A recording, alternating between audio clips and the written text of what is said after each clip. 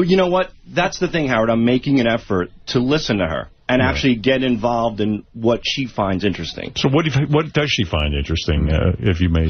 Not you. No, what have you found interesting about her? That's what. Right. I don't know. I'm still working on that, you know. I mean, it's going to take a while. I mean, it's baby steps right now. But I do listen to her. I do find her very interesting. I do, you know, I love her very much. It's working, huh? It's working, Is there a particular storyline that your wife has been telling you that you find interesting about one of her friends, or is there anything you can even remember? Something new you learned about her? Right. Anything. Nothing. I mean, I wish I could. I mean, I wish I could. See, I suspect you're really not taking this seriously. Oh, I am. Believe me, Howard. I mean, nothing that I don't think you would find interesting. I mean, she might say to me, hey, today at work, this girl I work with is really funny. You know, she told funny stories, and I'll listen to the stories. And then I'm trying to think what else. You know, I'm just... So she says, there's a girl at work. There's a girl at work. Right. And she told me a story today. Right. And it's very interesting. Yes. And then she tells you the whole story. Yes. Right. Meanwhile, so you know, Sal's really good at listening to you and just saying, yeah, every once in a while. Because I'll talk to him and tell him a story, and he'll just say, oh, yeah, yeah. And then I'll look over at him, and he's watching, like, piss videos or something. Well, that's totally not paying attention to me. Well, he's working. Right. You know, I'm making an effort, and I am, believe it or not, Howard, I'm interested in my wife's stories. It's important to listen to people. My therapist said that my mind is so congested with shit. It's like Grand Central Station in there. And he says that when you go home, you need to look at your wife in the eye and take a genuine interest in what she's doing. That's why you're detached. You know what it sounds like to me? It sounds like you go home, and it's kind of like the Joe Buck show before Artie got on. Really boring. You need somebody to come in there and So who's Buck and who's Artie? You need Artie to come thank on you. And make Okay, I'll take the Artie side. Now, so wait, his wife is Joe Buck. So as a result of you listening, yes, has your wife given you any more sex? A little more. Right, so is she doing her part, in other words? Yes, she is. And you know, my wife is starting to extend compassion to me because she recently dyed her hair pink again. Right. And yes. And when she dyed her hair pink, I got upset. I got emotionally upset. And she Why? said, well, because that pink I associated with the emotional friend. Yes, because when she was seeing that other guy, he liked pink hair. He liked her pink hair. Yeah, I refer to the pink as like, you know, when you're putting a car back, you're selling a used car, you polish up the fenders. That pink hair was her going on the market. You know what I mean? Right. Like the peacock flailing the feathers. And I made an association to that pink hair of an era in our life where she was, unfortunately, with the emotional friend. So she went out and did it again. And she said to me, you know, I made a face. She said, what's wrong? I said, well, I make the association with that. And I got upset, and I got teary-eyed. And she was very upset, too, and she apologized. Get lost! And she got teary-eyed as well. So it was the first time she extended. She usually laughed. She laughed every time I express myself. Right. My wife, you know, we went to therapy. I feel that way with you, too. I laugh a lot when you express yourself. When we went to therapy, she laughed. I was crying, and she was laughing. And then when we left, she said, I could have spent that $300 on a pair of jeans, and we're wasting our time here. But she's now... So the pink is gone? No, the pink's still there. Oh, it's still there? Yeah. Oh, she's not going to change Well, because I have to be mature about it as well. You know, I can't be tied into And that is the shit. emotional friend gone? She's definitely not seeing him or writing him anymore? As far as I know, the emotional friend is gone. Right. Yeah. Do you trust that the emotional friend is gone? I have to. You know, I have to move forward. I do trust it. I do believe it. Gilbert doesn't. But I did believe it in the past as well. But things are going really, really good for now. Hey, Richard, what I hear about you is that you are no longer interacting with the staff because you feel underappreciated. Is that true? No, that's not true at all. What's going on? I noticed you don't come out of your cubbyhole anymore. Interacting with the staff? What does this mean? He stopped interacting with all the other employees here because he feels that he's underappreciated. No, not that I'm underappreciated. It's just you catch so much crap from people after a while. You just want to kind of chill out, do your work.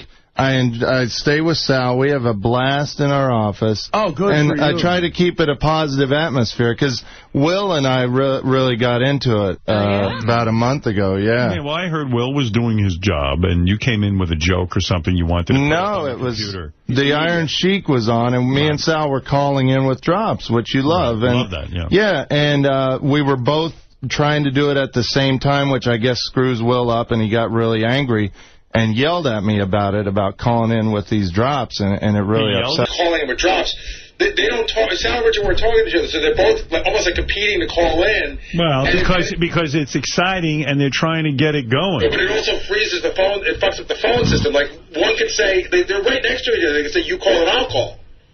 I see. But sometimes we get in such, we get so excited. We're just both doing our thing. When Sheik was on that day, we called him with Gary, which was very funny. We called him with Artie. Right. And then Richard was calling in with the Sheik, yelling at the Sheik. Well, don't you think in periods of time like that, things do get a little out of control, but it's to be expected? Yeah. Because you're riding on the cuff. This is a bit going on the cuff. Don't you think you should be able to roll with something like that? I do roll with it. And it's no different. I yell at them all the time. It was no different than any other time, which is kind of interesting. No, this was pretty bad. He was screaming. You finally reacted to it, which was funny. People were more off-put than you. Went crazy. But what good is it being funny off the air? In other words, why yell at Richard in front of all the other interns and all the other people in there? It's demeaning to him. It's demeaning to him. Fuck! He's a writer on the show, and he's trying to work with you. And, he's exuberant, but why put that down? Because they don't listen to just basic logic when you say, no, that doesn't work, or no, I can't put that up right now. They hit you again and again and again and again and again. Right. But and finally, you blow your stack. You get frustrated. You say, shut the hell up and get out of here. Yeah, he does say that. Right. He's really, when Will is mad, Howard, there's an angry side to him. But in other words, what you're saying is it dampens your creativity. You get defeated. It doesn't. No, it really does. It makes us think, well, we don't want to upset other people. We're getting screamed at for trying to do our job, and it puts us in a weird place. Well, I want the three of you to go back and figure out, A, how you're going to talk to each other civilly. That's number one. If this doesn't get settled by today, I am going to step in. Ooh. I'm going to sit down with the three of you and find out what the real problem is. Because, number one, creativity around here should be encouraged. Yes. It should be done, you guys have to come up with systems. And you're going to say to each other, okay, the next time a guest is in, like the Iron Sheik, how are we going to work together so that this can work? We've made up since then. Yeah, and Will apologized. I mean, everything's cool. It was just weird for a while. It sounds like you're walking around. You're not walking around the halls. Sounds like you're not doing your job. Yeah, sometimes. Because you're inhibited by Will. No, he is, because I'll go in on Richard's behalf. If Richard wants to call in with drops and I'm doing drops. That's ridiculous. Go ahead. I don't know what went on with all these guys. I didn't see it. I just heard about it after the fact. And Richard and I get along great. We sort of found our place now. That's right. But Richard is, to me, one of the most passive-aggressive people I've ever met in my life. And I understand what Will's talking about in the sense, like, the reason Richard and I haven't worked out now is he IMs me. And he says, I've got this bit, I've got that bit. Where in the past, he would stand in front of my desk, and I would go, okay, I'll get to it. And he wouldn't leave till I got to it, and I would say no to something, and he would go, but I think it's really good. I go, but we're not where Will could get upset about it. But Richard and I haven't worked out great. Like, he texts me now, but honestly, and that's great. Honestly, it is weird. Like, you don't take no for an answer. But Richard. I miss the days of coming in and telling you stories. Now I feel love your stories. But I feel like I can't do that. You can, but you got to learn. You got to understand when somebody's on a phone. Like, Richard's the only person I know who will walk in when I'm on the phone and just start talking. But I think that's just like a... But I don't do that. It can't be that important. Well, exactly. Right. But like, if you say, okay, Richard, I got it, or I'll let him know, or I don't know if we're going to use that. Right. If Richard feels really strongly about his take no for an answer. Now, so if you feel really strongly, you pick your places and you come back a second time. Right. But Richard comes back like a fifth and a sixth time. But it's only when it's stuff that's really important to the show. But if I say no, it's no. No, but I know, and I've learned that, but... There's times where something's timely, like I'll have a story about something you're talking about, and Gary will be on the phone, and I think, well, I would like to tell Gary this now because you're talking about it right now. I don't know. Everybody else seems to have found that way. Like, Sal gets it, and like Sal picks his places. Like, Sal will say... maybe Richard's exuberance is the kind of energy we need around here. It's great, but it can, sometimes he overdoes it. There's a middle ground. Right. But I don't come in anymore. But you should. Like, he used to come in every Monday morning and tell me about his weekend. I got to tell you, like... 2 out of the 4 times it bored the shit out of me. But the other 2 times, it was great. I would take notes, and that would be awesome. But you have to understand that every time isn't the greatest, and everything. Nobody bats 1,000, Richard. What I'm hearing is that Richard shouldn't give up. He shouldn't. You should continue to, figure out, try to read the room, try to read people's moods. But the fact of the matter is, I want your exuberance, I want you in there pitching, and I want you doing your thing. But it's not that others don't appreciate his work. Right. I think you have to learn to listen to him a little bit, or not yell at him so much. You get very angry. I know you do. Dude, it lasts like a second, and then it's over. And then that was the part that upset me, because I was like, well, dude, we yell at each other all the time. It's like the heat of the moment. It's over. Let's move on. But it's hurting him because he's afraid to approach you. But when you're working what is he, 5? We're doing a live show. Yes, we're 5. Okay. He's mentally 5. I get paid to make prank calls. Of course I'm 5. We're doing a live show 4 days a week. So within that time, of course, if everything you do is on a deadline. You know what I mean? It's like, so of course that's going to happen. I want this worked out, Gary. I want it worked out. Don't give me the messy details. We'll go back and work it out with these guys. I'll take care of it, Howard. Leave it to me. I'll take care of it. Yeah, if you're asking Gary, let me take care of it. Thank you. All right. Like you took care of the Letterman interview? Very good. And I know you want to take a break, Howard, but can Sal tell a story real quick about having to move a refrigerator recently? We have a new Tradio call, too, Howard, if you like. Very good. Rich has a new character that I love. But what's his new character? Simon Buckingham III. He's an English guy. All right. Let's hear your English accent. Can't wait to hear that. Yeah. But Sal has a funny, embarrassing story about moving a fridge. What is it? Does it involve your wife? No, it doesn't. I had to pick up a host for a comedy show in Brooklyn, and we had to go to Rhode Island. So I get to his house, and he goes, hey, can you just do me a quick favor? And we're late. He goes... You're not telling the story well, are you? No, he's not. Yeah, here's how the story starts. I'm not telling it well. Richard, they have a gig in Rhode Island. Right. Richard, like a normal person, takes the train. Right? Sal, who's too cheap to pay for the train, will glom a ride wherever he can. So he gets his opening act to give him a lift. Sal gets there to pick the guy up or to take the ride. Right. And the guy's like, okay... Gary, your point is, if Sal would just buy a ticket on the train, he wouldn't have, but because he's trying to scam his way to the gig, he hires a guy that he didn't even know, but he has a car that will drive him to the gig. And in my estimation, it might be having a car is more important to opening for them than being funny. Right. Yeah. Well, no, that happens in comedy. Absolutely. Well, first of all, he's a great comic. He's Gino Bisconti. Oh, Gino, yeah. He's an awesome host. And I went to go with him, and he had me move a refrigerator up and down a flight of stairs. They were late for the show, too. Is it hard to feel like a star, a superstar, when you have to move a refrigerator first? All right, listen, I do have to take a break. It's very late. We have a lot to get to. Lisa G is coming in next, and we'll be back right when they're on vacation. And I do want to talk to Sal, because I was actually... Something happened to Sal? No, I was thinking about Sal when I was on vacation, of all people, because I said, what does he do for 2 weeks when he's home with his wife? And I know his wife doesn't like when he's home. Well, is he off? I think does he works, take off though. the whole 2 weeks? He came in? I think he's here. I'm not positive, but I think he's here. I don't see that much work from him. If he was here, he was off. I don't know. I think he physically has to come. I mean, I know he was in charge of Grillo Goes to Harlem. I didn't play you that, did I? No, you didn't. Yeah, this is just, after Michael Jackson died, Steve Grillo went up to Harlem to see the reaction of the black community to Michael Jackson's death. And there was a lot of interesting things said. Here's a couple of them. Steve Grillo, our old intern. He's our man on the street. He's our man on the street. Let's see what he found. These are just a couple of random people. Actually, this first person's I believe this is a woman, but go figure. Where were you when you heard the news that Michael Jackson died? I was at home at 48th Street in Cookhouse. Why? Yeah, that's a woman. Wow. Her name is Debbie. I'm not kidding. Oh, Debbie. What would you say to the kid that accused Michael Jackson of molesting him? What I say? Stay away from them. Because they did it to him. It started off with, what's that guy's name? Johnny Mathis. He's a babysit for them. He used to do it to them, so they grew up and did it to other people. Well, would you like to sing a song in Michael's honor? I'll sing with you. All right. What do you want to sing? I'll be there. Okay. I'll be there. I'll be there. Just call my name, and I'll be there. All right, that was awesome, Debbie. Describe Michael Jackson in one word. Action. Who should take care of Michael Jackson's kids now? His wife. But he wasn't married. His Auntie Deborah. Oh, but she wasn't his wife, though. Yes, she was. Well, the white blonde girl. Yeah, but she donated her eggs. Oh, yeah? I didn't know that. I didn't know that I was his wife.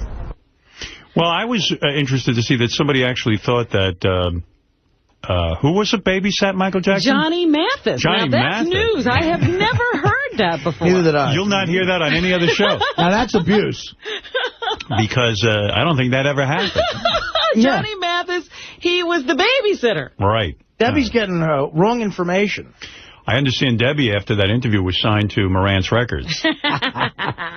Here's another just random person we ran into trying to get comment on Michael Jackson's death. Now, where were you when you heard the news of the death of Michael Jackson? I was sitting in my house doing the puzzle when I heard about it. I dropped the book, and I came out to see my wife to let my wife know. She started crying. Why do so many people get together to mourn Michael when they don't even know him? Because you don't have to know a person to love him through his music. His music, his dance is what's happening. Now, do you think Michael Jackson's father should feel guilty? Yes, I do, because he was too hard on Michael Jackson. I mean, he worked this boy, man, like he worked an elephant, man. He get no childhood play. It's all work, work, work. When at his age, he's supposed to got childhood play, learn to get along with other kids, hang out in the park, where he got none of that. He treated him like he was an adult, and I think that was very bad. Do you think he had too much plastic surgery?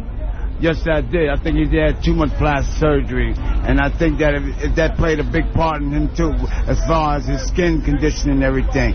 You know, I think if he'd have let off on that, he might have been all right, too, with that. What would you like to say to the kid who accused Michael of molesting him? I'd like to say to him, well, I don't blame you at first because you was young, but I give you respect because when you got older, you admitted the truth, and that's what's more important. Now, the mother and the father should have been punished for it. What? Oh, that's another revelation. He claims that the kid who accused him of child molestation admitted Recanted? the truth. But wow. I don't know that happened either. I don't know anything about that. He got $23 million and then said it was bullshit. Right. There's a lot of rumors going around. I haven't heard this last montage. This is several different people, I guess, commenting on the death of Michael Jackson. Are you interested? Yes. All right. Describe MJ in one word. Phenomenal. Do you think Michael Jackson's father should feel guilty? Guilty of what? In the black community, when I was coming up, all of us got ass kickings. Straps, belts, and whatever. Now, do you think it's unfair to remember him as a child molester? Yes, it is. That's the white media, man. That's the game they play on us. We're the firstborn. That's the game they play on us. Yes.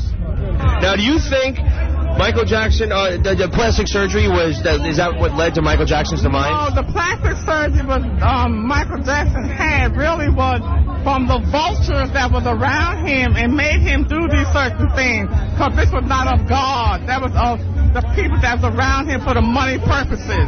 Do you think Michael Jackson's father should feel guilty? Black people raise their children different. Our culture is different. And we do discipline our children. And that's how we do. I got beatings also, so that my mother and father and everyone else didn't. What would you like to say to the kid who accused Michael Jackson of molesting him? That's a lie, because in the black family, we all slept together in our homes and whatnot. Let's go far back. Michael Jackson did not molest that little boy. He's a liar.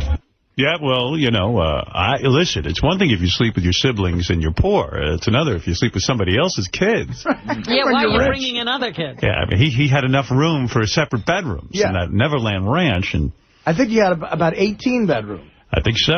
Certainly lots of room for the kids. But, you know, there you have various people talking about their opinions and what goes on. And as you heard, there's a lot of beatings that go on in the black community. And let's keep that going. I got beatings. My mother and father got beatings. Yeah, it seems to work. And I told you, that belt was responsible for the moon walk. Yeah, those people obviously aren't using the right belt. And with any luck, Joe Jackson will get his hands on these 3 kids of Michael Jackson's and beat them into the superstars that Michael Jackson was. So we can expect more great music coming out of the Jackson 3. He didn't beat Tito enough. If he had beaten Tito a little more, he would have started walking backwards, too. Running backwards. Tito didn't get enough beating. He did the moon run. Well, you know, Tito was one of the older kids. He didn't perfect the beatings until he got to Right. I see what you're saying. It was an experiment. Well, believe me, I know that they're thinking of setting up some sort of museum for Michael Jackson. I'm hoping the belt will be prominently displayed with a Lifetime Achievement Award. The original belt. Here's the belt, ladies and gentlemen. Okay. Pissed I'm blaming him for the potato problem. I didn't blame him. Gary said to fire him. I just want to know who's to blame. I heard Gary say it. And someone had to be fired. Doug's here to say goodbye to our show. Doug, why are you mad at me? I didn't blame. I just said your team back there threw away my potatoes. I'm mad at the whole thing. Why did they throw away my potatoes? Because we were ready with that bit on Monday. Yeah. We were ready on Tuesday. Right. We did the bit on Tuesday. Oh, so there's a timetable. Why didn't I know this? You know what? This is why you can't win. We had the food up here since Friday, okay? No, you didn't. Yes, no, we didn't. How would you know? You're not here on Fridays. Of course we did. No, but the point is, I wrote a note. I talked in the meeting about how we should have when we get Robin's bra. What meeting? Yesterday? No. Oh, when we talked here. Okay. It's informal discussion. Okay. I shouldn't call it a meeting. Go ahead. When I said, let's get Robin's bras and fill them up with potatoes, get 5-pound bags of potatoes so we know how much they weigh. And we did that. And you did that. And the bit was yesterday. And I'm not going to leave. The bit is ongoing until I say it's over. How do I know that? You don't. You should have asked me. Why would you give away the potatoes until you asked me? Well, because, here's why. Because it's been up here since Friday. Okay, potatoes do have a long shelf life. Okay? Yeah. There's a lot of perishable stuff. We had fruits. We had other stuff. Why do you have mayonnaise here from 1912? Because if you're so worried about and mice and roaches, not that they are up here. Oh, you're worried about it? Yeah. No, here's what happens. Then I leave food on the floor, and it rots, or you see a mouse, you see a bug. Then why did you buy the food on Friday? You assholes, why'd you leave the food up here? What's wrong with you guys? All of a sudden, then we don't leave it here and we're Robin, assholes, there's so more you can't win. Crap around here that they leave laying around. Yeah, but not stuff that can rot. It's a respect thing. I want to get rid of stuff that can rot or that can attract bugs. But why don't you ask me if the bit's over? Because Gary does that with me. Why don't you send me a note? Or Doug, don't get rid of the potatoes. The bit's not over? No. You mean I got to do that with everybody? No, well, sort of, yeah. Oh, okay. Well, write down all the bits. Listen, Howard, Gary, how many bits do I have running right now that I haven't gotten to for years? No, that's fine. But we have them ready to go. When it involves a visual, let us know. You saw the bit. You sent me a note. It's funny last night. So the potatoes had to go. How about, hey, funny, make sure we have potatoes tomorrow. I want to do something. I have an idea. I should remind everybody. No. I should keep in my head a catalog of ongoing bits and how to have them ready to go. But you made an assumption. Why don't you? No, you made the assumption. Don't turn it around on me. That's true. You made the assumption the bits. No, I'm not wrong at all, Doug. You are. Doug, the bit was go buy me 5-pound bags of potatoes to put in Robin's bra. That was not a primary thing. You're focusing and you're changing history now, saying you didn't lock on to the potatoes. Yes, I did. We talked about melons. We talked about cantaloupes. No, you talked about melons. I wasn't interested in melons. Are a cliche. Robin's melons. I wanted something I could weigh. 5-pound bags of potatoes. That's all I wanted. Okay, now I have 30 pounds of potatoes. I didn't want mayonnaise. The mayonnaise is from some other stuff. No, and the 30 pounds of potatoes aren't good. I need them in 5-pound bags. Well, we'll weigh 5 pounds. Thanks. I know, I'm wrong. And by the way, from now on, every day what I'll do is I'll catalog everything we have ongoing, and I'll write you a note that we're still doing it. Howard, it's just, did anyone know this was gone from yesterday? So just one of the bags. All of the bags are gone except for one. We had Everyone took them home. No, we had more than 2. We had more than 2.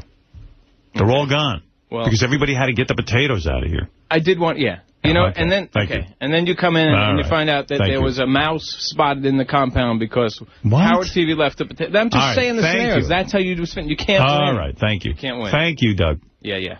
Good job. I'm going home. I'm fired, right? Good. Goodbye. Goodbye. Nice knowing you. Can I give you a hug? No. Okay. No. Can I give Robin a hug? Hey, I didn't fire you. Gary did. Okay. Yeah, right. I didn't have Then I know it's not. I would have picked I would have picked Angie or Phelan, but he picked you, so you're gone. Okay. Well, it holds no water, so. Goodbye. Okay. Thanks. Now bring me my bra, and bring me my potatoes in 5-pound bags. Bring me my bra. I have 2 5-pound bags ready. Yeah, but we did it already. The audience doesn't want to hear that again. Does anybody still want to know how many pounds of potatoes can fit in Robin's bra if Artie's wearing it? How about the news that Artie's wearing Robin's bra? That's big news, too. Oh, by the way, if you want to see Artie in the bra with the potato stuffed in, with Artie flipping the bird to Jason, go to howardstern.com. There's a beautiful picture of Artie flipping the bird with his bra on and the potatoes. There it is, Robin. Did you see this? Let me see. Where is it? Right here. Oh, my God. Oh, my goodness. There he is. Wait, such a lady. Would you look at... Yeah. Hey, you're famous. I'm like Blue Iris. Good job. There's urine in my feet. All right, listen. Are we done with the bit? No, I don't know. We'll get to it at some point. Because I want to eat something. Yeah, I don't want to look bloated. Let's wait till, Doug thinks it's time to get rid of the potatoes again to do it. I like that he's worried about bugs. Then don't buy them on Friday. Buy them on Monday. I don't know. Why are you have someone buy it over the weekend. Yeah. Worried about bugs all of a sudden. If you see a mouse, then they're going to blame me. I think potatoes want to, cause a major problem. Put them in a Tupperware. No, that's not good. No. Just get rid of them. Just buy them when you need them. He decided the bit was over. I didn't know how to timetable. Well, you got to send out memos. No, I better get this stuff out quick. Now, I suppose everyone wants to know how many pounds of potatoes can fit in your bra. Why don't you just have J.D. put the bra on? Artie already did his duty. I'll do it if you want. You don't care? Well, I mean, you've got those marks on you now. I don't know. Why doesn't Doug put it on? So we don't have to fire him. Doug would be perfect. Hey, Doug, come in here and put on Robin's bra. That's how you can make it up. Yeah. Because he's more in proportion to Robin's size. Right.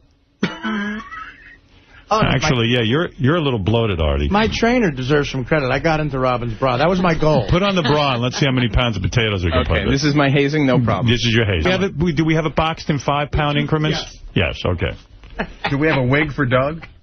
By the way, there's a huge controversy. While Doug's putting on the bra, and thank you, Doug.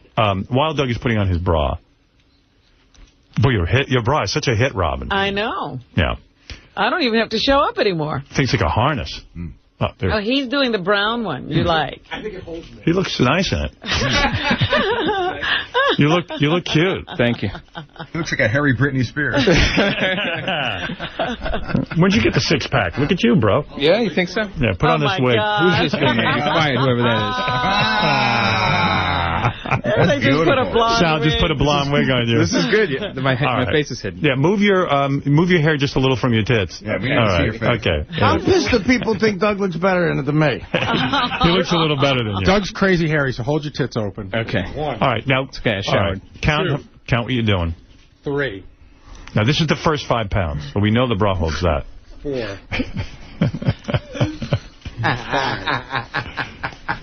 There's a lot of room in this thing. It's funny from this angle. Do you believe how big it is? It is big. 8. It's, I feel bad for you that you carry this piece of equipment with you every day. It really is like a football uniform. Piece of equipment. It's what's attached to me I'm carrying. 11. Now, how many pounds are you up to? I'm just on the first bag. Okay. It's almost 5 pounds, right? 12. No. We know it can hold 5. Yeah, we got 5 in before. That was the controversy. 13. Right. Pack them in there, Gary. Okay. So here goes 14 and 15. By the way, that's the first 5 pounds. All right, that's 5 pounds. Let me see what you look like with 5 pounds. And you say there's a lot of room? I think it could fit 10 pounds easily. All right, who thinks they could? I don't know if it could fit 10 pounds. I don't think a whole other 5 pounds is getting in there. Just keep going. You just dropped one. Drop potato. See, Doug, you don't know how to do this. Artie was better at it. Artie never dropped a potato until his bra was I'm going to hold off. the bottom again. Just keep stuffing. See, these potatoes are a lot bigger. All right. Yeah, but it's still fine. All right. Keep counting, Gary. I'll hold the bottom. It's 15. 16. Stuffing behind the Wait, you're bursting out here. It's okay. Put some in his ass. This feels weird. Your bra's filling up in it. Now you know what Robin goes through every day. Yeah, my God. Oh, he just dropped another potato. Well.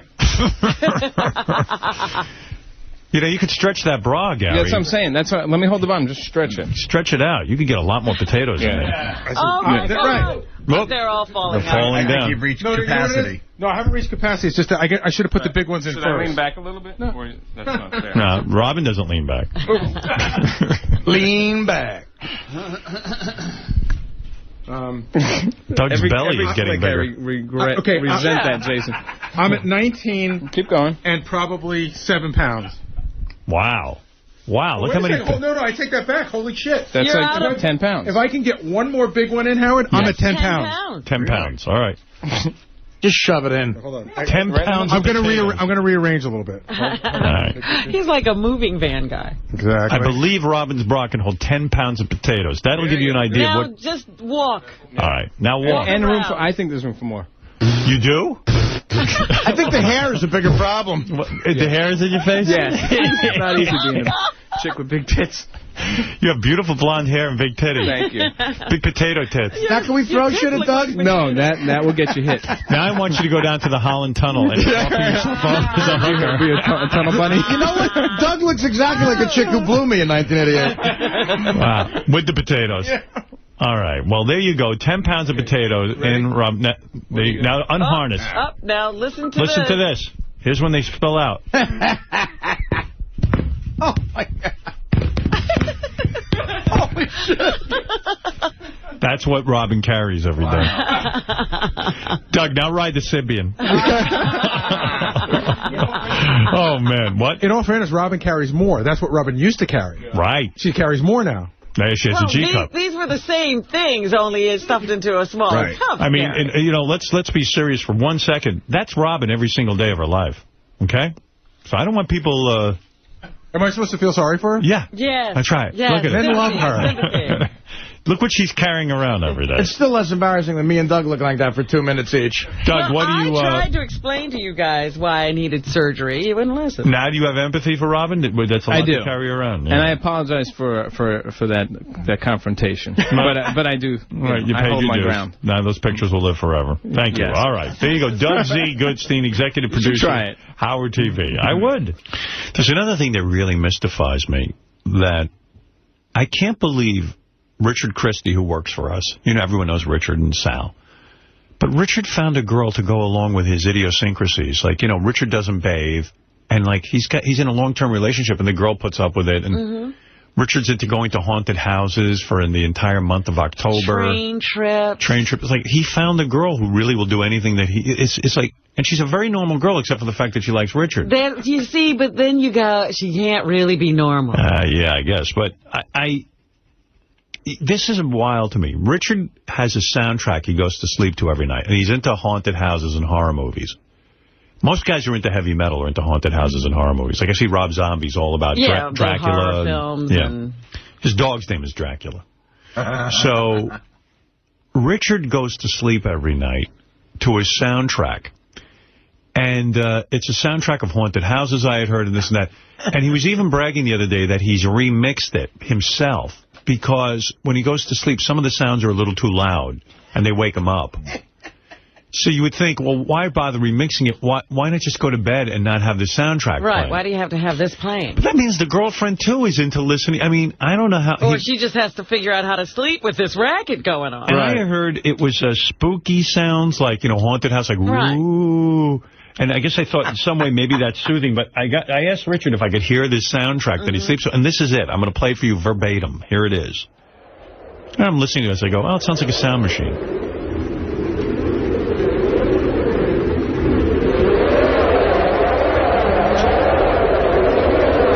There's a big, dark house near here. A very large, derelict house. It's known locally as Hangman's Folly. This Every old night. mansion. Same month. But that's what it really is. It's built on a hill. A strange and barren hill. A place where birds Could you go to bed to this? and animals No. won't go. I thought it Horses would be shy. sounds. And dogs That's what I run with thought. hackles. It's a story. It's like a bedtime story he's read to. Such a baby. But the same one every night. You have to be retarded to listen to the same story every night. It's my favorite. It's crazy. Yeah. Sal told me as you're playing it, Richard is sitting in there mouthing it verbatim. He could probably do it without you playing it. I'm going to do, you know that game where you have to know the next line? Right. Come in here.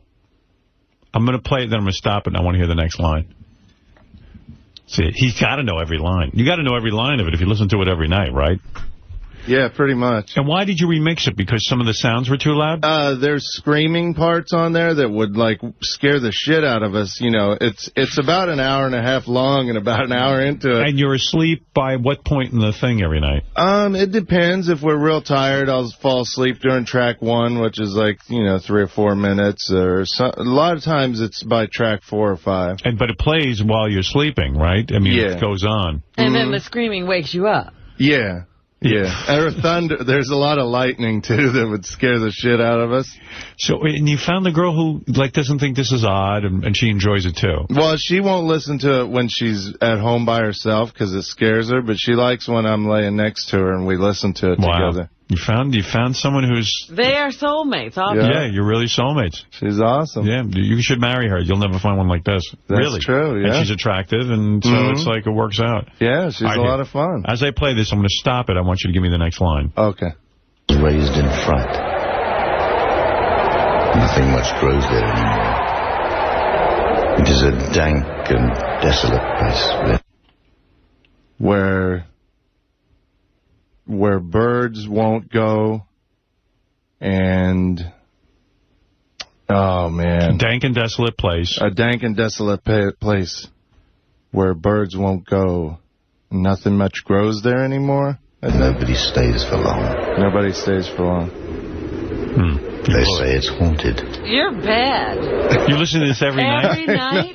I know the very beginning, but he goes on for a little while, and I forget. All right. Play on track 12, it starts where he's in a graveyard. That's my favorite one. Come on, Artie. This is good stuff. That's the graveyard? Yeah. Listen to this. Do you ever start it from track 12? Oh, yeah. Richard's falling asleep. It must really work. This is my favorite part. If you walk through Witch's Wood. What? If you walk through Witch's Wood, past the hanging tree, down Dead Man's Lane, you'll come to a wooden footbridge. Past the hanging tree.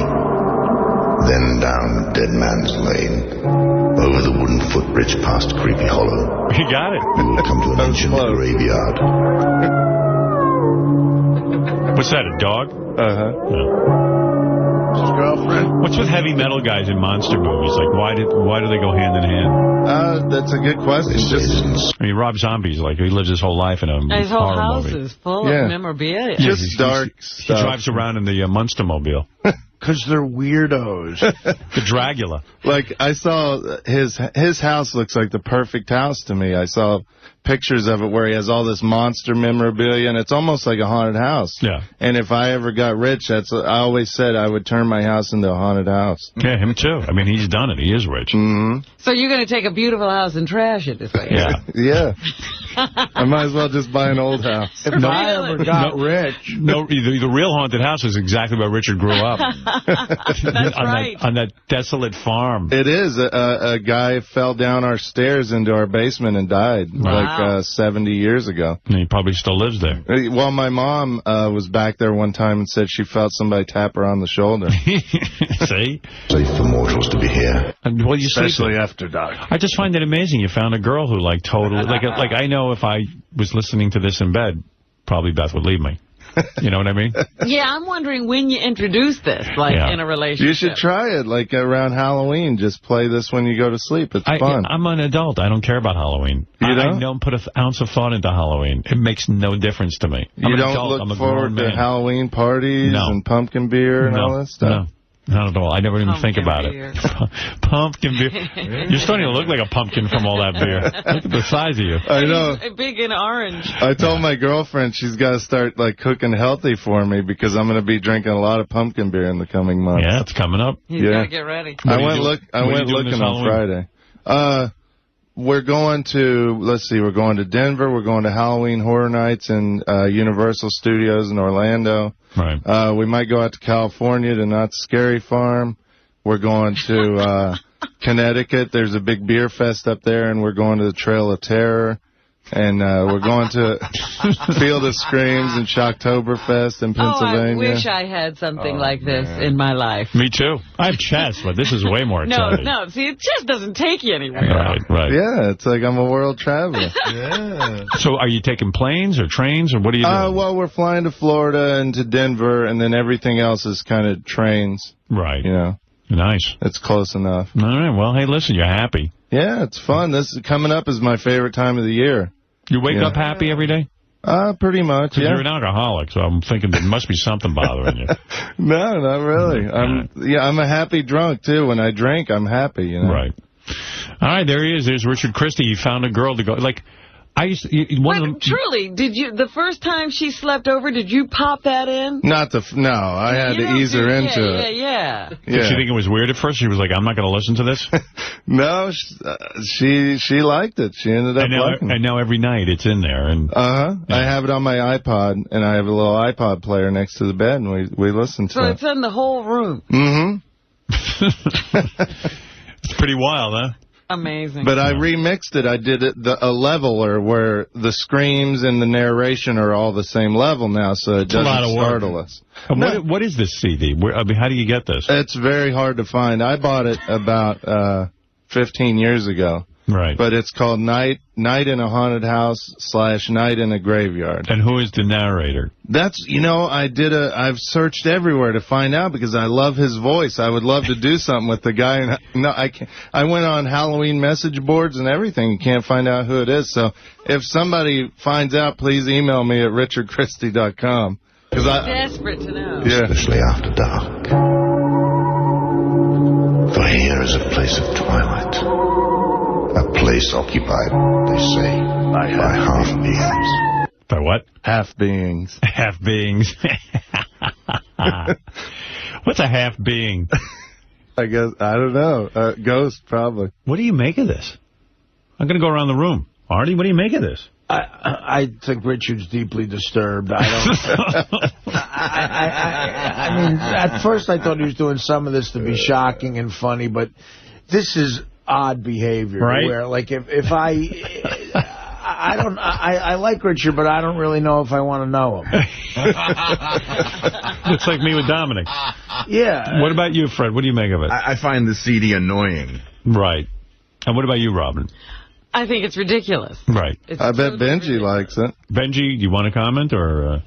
I can understand it because, like, See? But I have to tell girls, like, when I sleep with them, like, I might, in a couple hours, I might be screaming and like, grabbing you and punching in the air. So you have nights. I understand having to, All right. Just another plus on your dreamboat that's docked. When you get to sleep with a guy as hot as Benji, the only negative might be you might get punched in the face during your sleep. You're willing to risk that? He's so similar to Antonio Sabato Jr. I told Doug we should set up a time-lapse camera, a night vision camera at his apartment so we can watch him get the night terrors, film him for like 10 hours. You mean Benji's apartment? Yeah, Benji's apartment. I think it'd be funny to see, to watch for 10 hours and see what happens. Yeah, well, many a woman's gotten to see that. That he found on the internet. Another plus. Yeah. Put that one in the plus. Bye.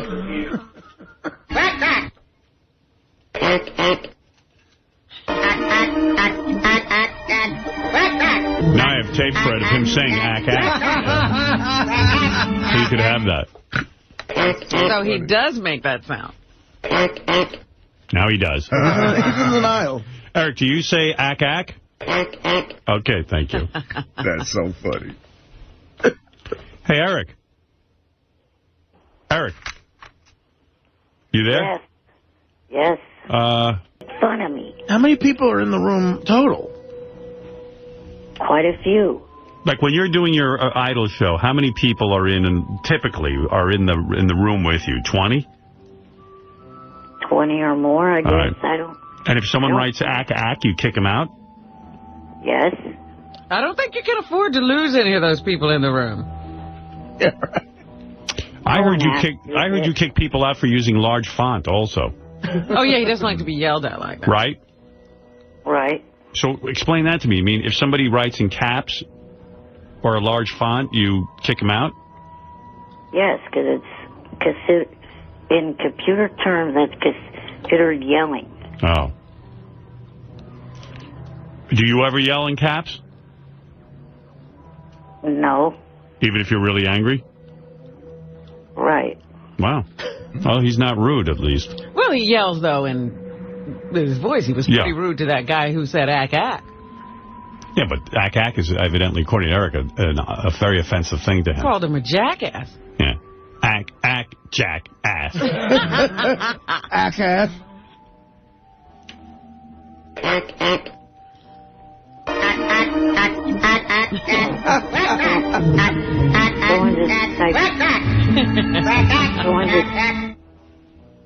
someone just typed in the room that we average between 50 to 1,500 people. Wow. 50 to 1,500. That is a wide span. Yeah. Congratulations. That's very good. All right, Johnny Fratto is on the air. He's mad at Eric. Uh-oh.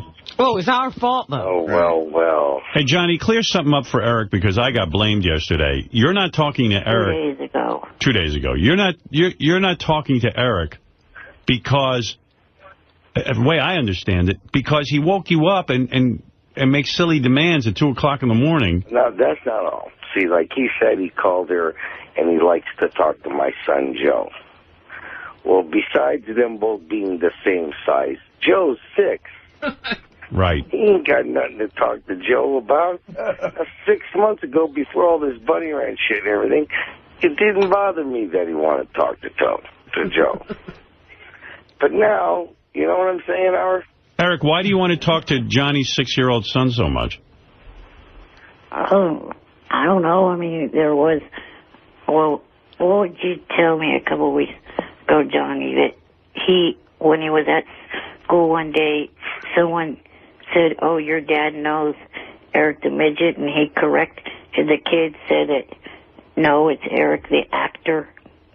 Yes, he did do that. He did do that, Howard, that's for sure. But what's that got to do with anything? Yeah, why did you say that, Eric? That doesn't answer the question. So, Eric, you wanted to commend the kid for being so kind? Yeah, obviously the kid, likes me. No, but, I mean, how many conversations can you have with Johnny's kid, you know? Well, they talk about a lot of stuff. I don't know. Well, Johnny, you're upset now that Eric is a big perv and he's talking to your 6-year-old? I mean, just because he talked to the kid, I don't think Eric was up to anything weird. Oh, nothing like that at all. Right. But, then if Joe answers the phone, it guarantees that I'm there and I have to pick up. So are you friends with Eric now, or are you guys just, like, off limits? I am friends with Eric. I'm always going to be friends with Eric. Yeah. I mean, Eric's a little upset with me now because apparently I called the wrong number. There's Did not... you tell him, Eric? What is this? Yeah, I was going to get to that. Well, let him tell you, Howard. Tell him what happened. Terrible thing happened last night, Howard. Right, because, everyone knows that Johnny gets on Ambien, and he was trying to call me, but instead of calling me, he ended up calling my parents' house at 5:30 in the morning and waking them up. Don't you think Johnny did that to get back at you? I don't know. Johnny, right? You woke his parents up because he wakes you up. Well, I'm not going to say it didn't occur to me. Why does Johnny have your parents' number? Well, I used to live there. Oh, he lives there. Oh, I see. No, Johnny, you called the lake house that I used to live at. Right. And, because you had that number, because I used to live there. Yeah, but the point is, Eric, that you call Johnny at inappropriate times and wake him up. He wants you to see how it feels. And he did, Robin. When he called me this morning, he was screaming. That's why I'm calling tonight. This for you, by the way. Why are you so involved with Eric the Midget at this point? I have no idea. Yeah, what are you up to, really? I don't know. Is it sort of like a fun thing so you're connected with our show? Or, I mean, what's going on here? I mean, what's in this for you? I mean, I think I don't need him to get on your show. Right. But I don't know. How'd you get hooked up with him in the first place? I mean, what possessed you to get involved with Eric? Flying with the balloons. I thought I could get him to fly with the balloons. I see. Well, Johnny owns JFSC. He promotes, stuff on that website. Yeah, but that wasn't the first, he didn't own that at the time. I think that was a creation after Eric. He says he was trying to get Eric to fly on with balloons. Yeah.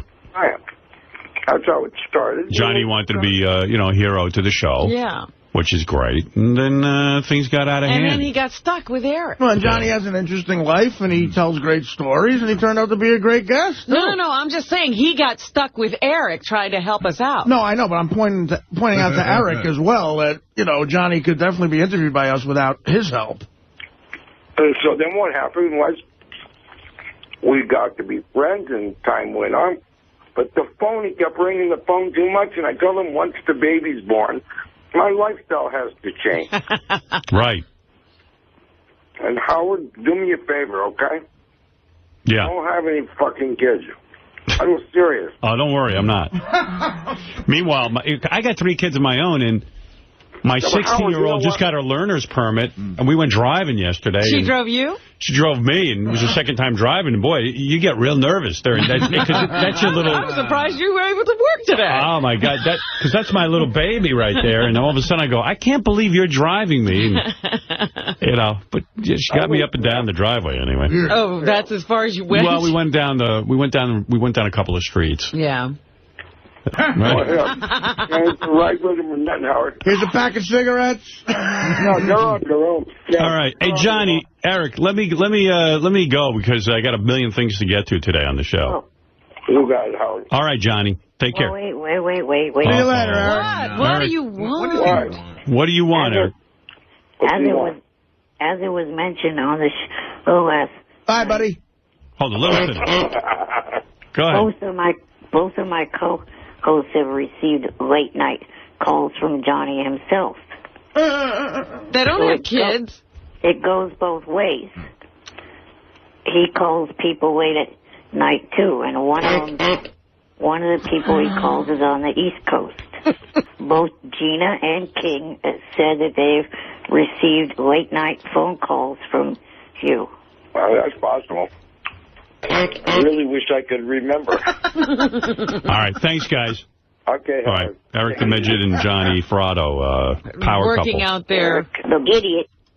Working out their problems. All right, that's David Arquette, Mr. Courtney Cox. All right, good morning, everyone, and we are having fun already. The fun never stops here. We got a big show for you today, too. Big show.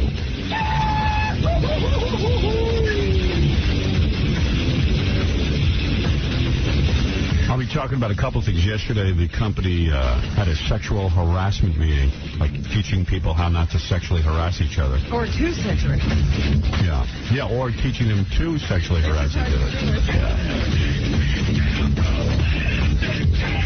Nobody got laid at the meeting. A couple of people got in trouble, I heard. A couple of hands found their way into people's laps. No, Jackie was the first one to get in trouble. Tom, our general manager, led the sexual harassment meeting. So before he walked in, Jackie put up a sign that said, I can't say what it said, but it said "fillet me," but with the B word. It's a sexual harassment meeting. Yeah, and Tom walked in and got all on the TV screen. Jackie had a brilliant idea that we just couldn't pull off quick enough. Yeah. You know, everyone's waiting, to do this meeting, and the videotape's already in the machine. Yeah. And all Tom has to do is walk in and hit play, and we're going to run down and try to put a porno. Yeah. That would have been great. Oh, God. Oh, my God. But you guys are so bad. He was bumming out. Well, it's just funny. I want to be taken seriously. It was very difficult to be, he's got everyone there, and he wants to be taken seriously, but you got Jackie and Fred in the room. And Fred got in trouble. What did he say? Well, Fred laughed at Tom gave his whole speech about, listen, it's only 20 or 30 minutes long. If you could just, I know you're going to want to laugh, but please don't. This is serious. This is serious. If you could just sit through it. In fact, it was great because Tom says, it's self-explanatory, so I won't have to say anything, which is awesome because, you don't want to hear him. You don't want to hear Tom. So 2 minutes in, Fred starts laughing. And Tom just glares at him and says, Fred? Katie, he starts laughing. That was just bad filmmaking because they're all sitting around this computer screen looking at something, and I wanted to see what was on the computer screen. He says, come on, let us in on it. And he got upset. It was like electric in the room because after every single line with the bad acting, there was so many. You know how we yell stuff on the screen? There was so many things you could say, and so the whole room was like just a buzz with what could be said and wasn't. There was a lot of tension. I heard Wood Yee fell asleep. He was 5 minutes in. Right in front. His nose was 6 inches. Yeah, but he's an honorable guy. You know he's not going to sexually harass anybody. But how come after 50 years they're doing this? No, because now there's lawyers who sue over... If somebody looks at somebody in the workplace the wrong way, there's a lawyer ready to sue, especially a big, high-profile company like CBS. He was one of the stars. I guess because it's a big, high-profile company. Yeah. We're a little dirtbag company. We didn't have to do that. Yeah, you should be having all this sex. Meanwhile, there's tons of sex going on in this place. In case you want to know, just so you know, CBS has 0 tolerance for sexual harassment, and if you bring a sexual harassment to someone's attention at the company, you will not be penalized in any way. Wow. Yeah, sure. So everyone will think you're a retard. Give me a break.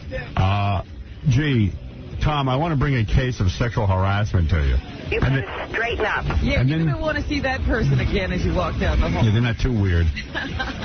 Well, now it's gotten so weird that even like if somebody says some sort of joke to somebody... Well, that's what the tape was. No terms of endearment. Right. Yeah. Like I kept saying, hey, honey, dear, no terms of endearment. Right. The list goes on, Howard. The list is amazing. You don't know what to say.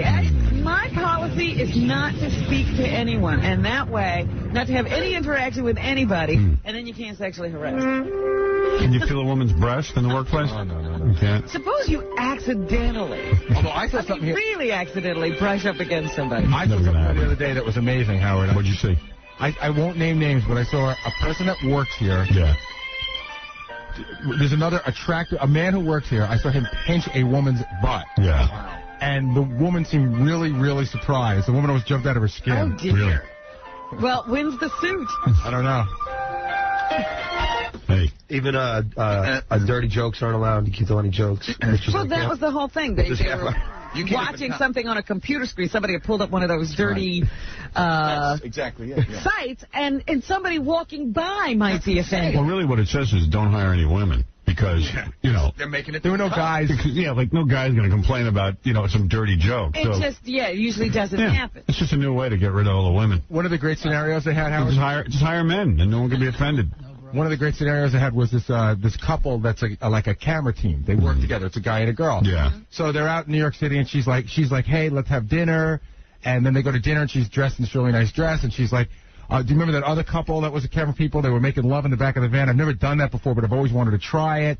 And it really seems like she's coming on to him. So then he walks, and she's having a big glass of wine. Yeah. So she's walking back to the room, and he's like, hey, and he goes, he puts his arm on her. She's like, listen, I'm not interested in you like that. And then he goes to kiss her, and she goes, I'm not interested, and pushes him away. Yeah. So, of course, the suit, the next day the suit's going. Hey! And the guy's in there. This guy's been in trip. And she was totally leading him on. And the guy's going, what did I do? He's talking to his boss. He goes, what did I do? And he goes, well, that's it, man. You wait till the next time we're on a shoot. Her life's going to be miserable. And they go, Jim, this is exactly the kind of thing you can't do. Right. Jim's out of his mind. And it's the worst acting. Well, I don't know. Those weren't actors. Was she hot? No, the volunteers from CBS. Yeah. What is it? Gary missed the best part of that last story. First of all, she was really hot. But at the dinner, she was telling the guy how she really wanted to be banged in a van. Yeah, right. He said that. He said that. Yeah, Get out of here.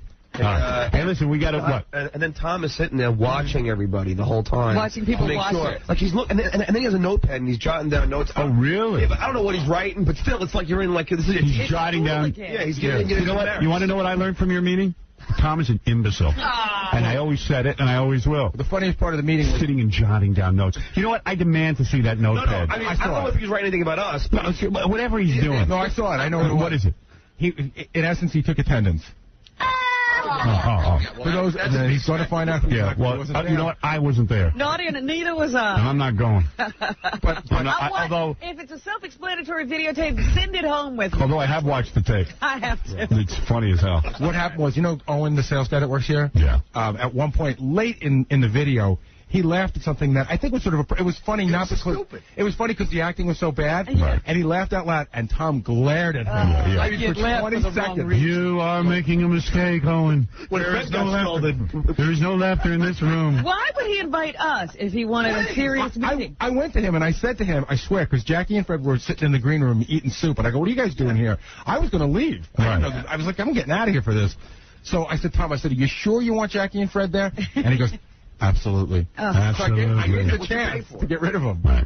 He wouldn't take it. When he scolded Fred, it was like a teacher like scolding a student. What did you do? Fred, did you tell him to F off? No, it wasn't appropriate. And you're supposed to show some sort of respect. Yeah. He's full of a room full of his peers. You like to give him some respect. You like to give him some respect. It gave Tom something to do when Fred acted up, actually. Here's Tom. Probably loved it. Hey, Tom, you're on the air. Biting our tongues, boy. Now I can yell at you. Hello? Hello? Oh, Tom. Down who was there, so I know that everybody on staff saw the tape. So if there's a lawsuit, I can bring it to everybody's attention. Why not have a checklist at the door, Tom? Because of the wonderful things I does. I'm not sure why Tom's doing that. Like, why? Yeah, like, why are you taking notes? Like, why don't you have like an assistant? I know why. Why? Because that's sexual. His assistant was told to drop dead. Get out of here. Because it was raining, no go. Why are you writing down attendance?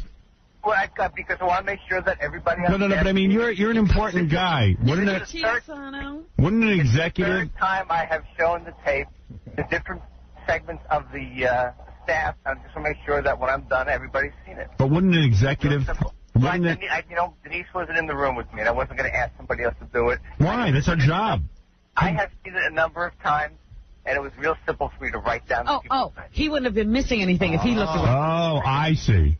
In other words, you didn't have to pay attention to the sexual harassment tape. I didn't trust her. I got to get a copy of the tape to play it on the air. It's funny. It is. No, you can't play it on the air. Why not? Why not? Doesn't the rest of the world need to know about sexual Why shouldn't everyone learn about sexual harassment? Educate the world. You know why they're acting so bad, Howard? Why? Because it's explained in the tape. Because the people in the tape are CBS employees. They're volunteers who felt so strongly about sexual harassment that they had to run them. Oh, they just want to see themselves in a tape. And let me ask something, Tom. Isn't sexual harassment sometimes so subtle? These people were so obvious. Oh, yeah. Well, this is just what I'm saying. Howard, some guy spills a drink on a girl's top and starts trying to wipe it off. You know, it's like... Right, he's being helpful. This is the tape. What's wrong with that? It looks like Howard's dating. Yeah, you're just trying to get somewhere. So bad. There's a Christmas party, and guy basically says, eat me or no overtime. Yeah, right. Hey, I know some people are that obvious. But you know what? This is a tape that Vinny Favale was in. And he got edited out, unfortunately. His acting was so bad. He was so good. Yes. He made it so dirty. All right, Tom, congratulations on your meeting yesterday. Thank you so much. I understand you kept everyone in line, and I'm proud of you. Yes, I did. How many people laughed? Did you write that down? You want to know who they were? Yeah, who did you feel was... Who do you feel was disrespectful? What did you feel? How did you listen? Just so Shaq knows, how did you feel when you came in and taped to the TV set? Was that "Fillet Me" sign? I knew I was in trouble as soon as Gary told me that Fred and Jackie had hung around to watch the tape. Meanwhile, did you hear what they tried to do? They tried to put a porno in. That would have been unbelievable. This is not acceptable. You would have blown your lid. Zero tolerance policy. What would have happened had that actually gone on? That would have been it. I would have imploded. Yeah. You would have. Okay. All right, Tom, thank you. All right, I must take a break, and we'll be back, and we'll start the show right after these words. Come on. The Howard Stern Show. Hi, I'm Kim Oyes. And I'm Roland Kickinger. We're on the new Howard Stern production, Son of the Beach. And no, I'm not on the show because Howard dragged me onto the casting couch and had his way with me. I wish I could make the same claim, but luckily, he's a very gentle man. Excuse me, I have to go throw up. Please, stay tuned to Howard Stern, a world-class French kisser. And you better listen close. The Howard Stern Show. Yeah. Come on.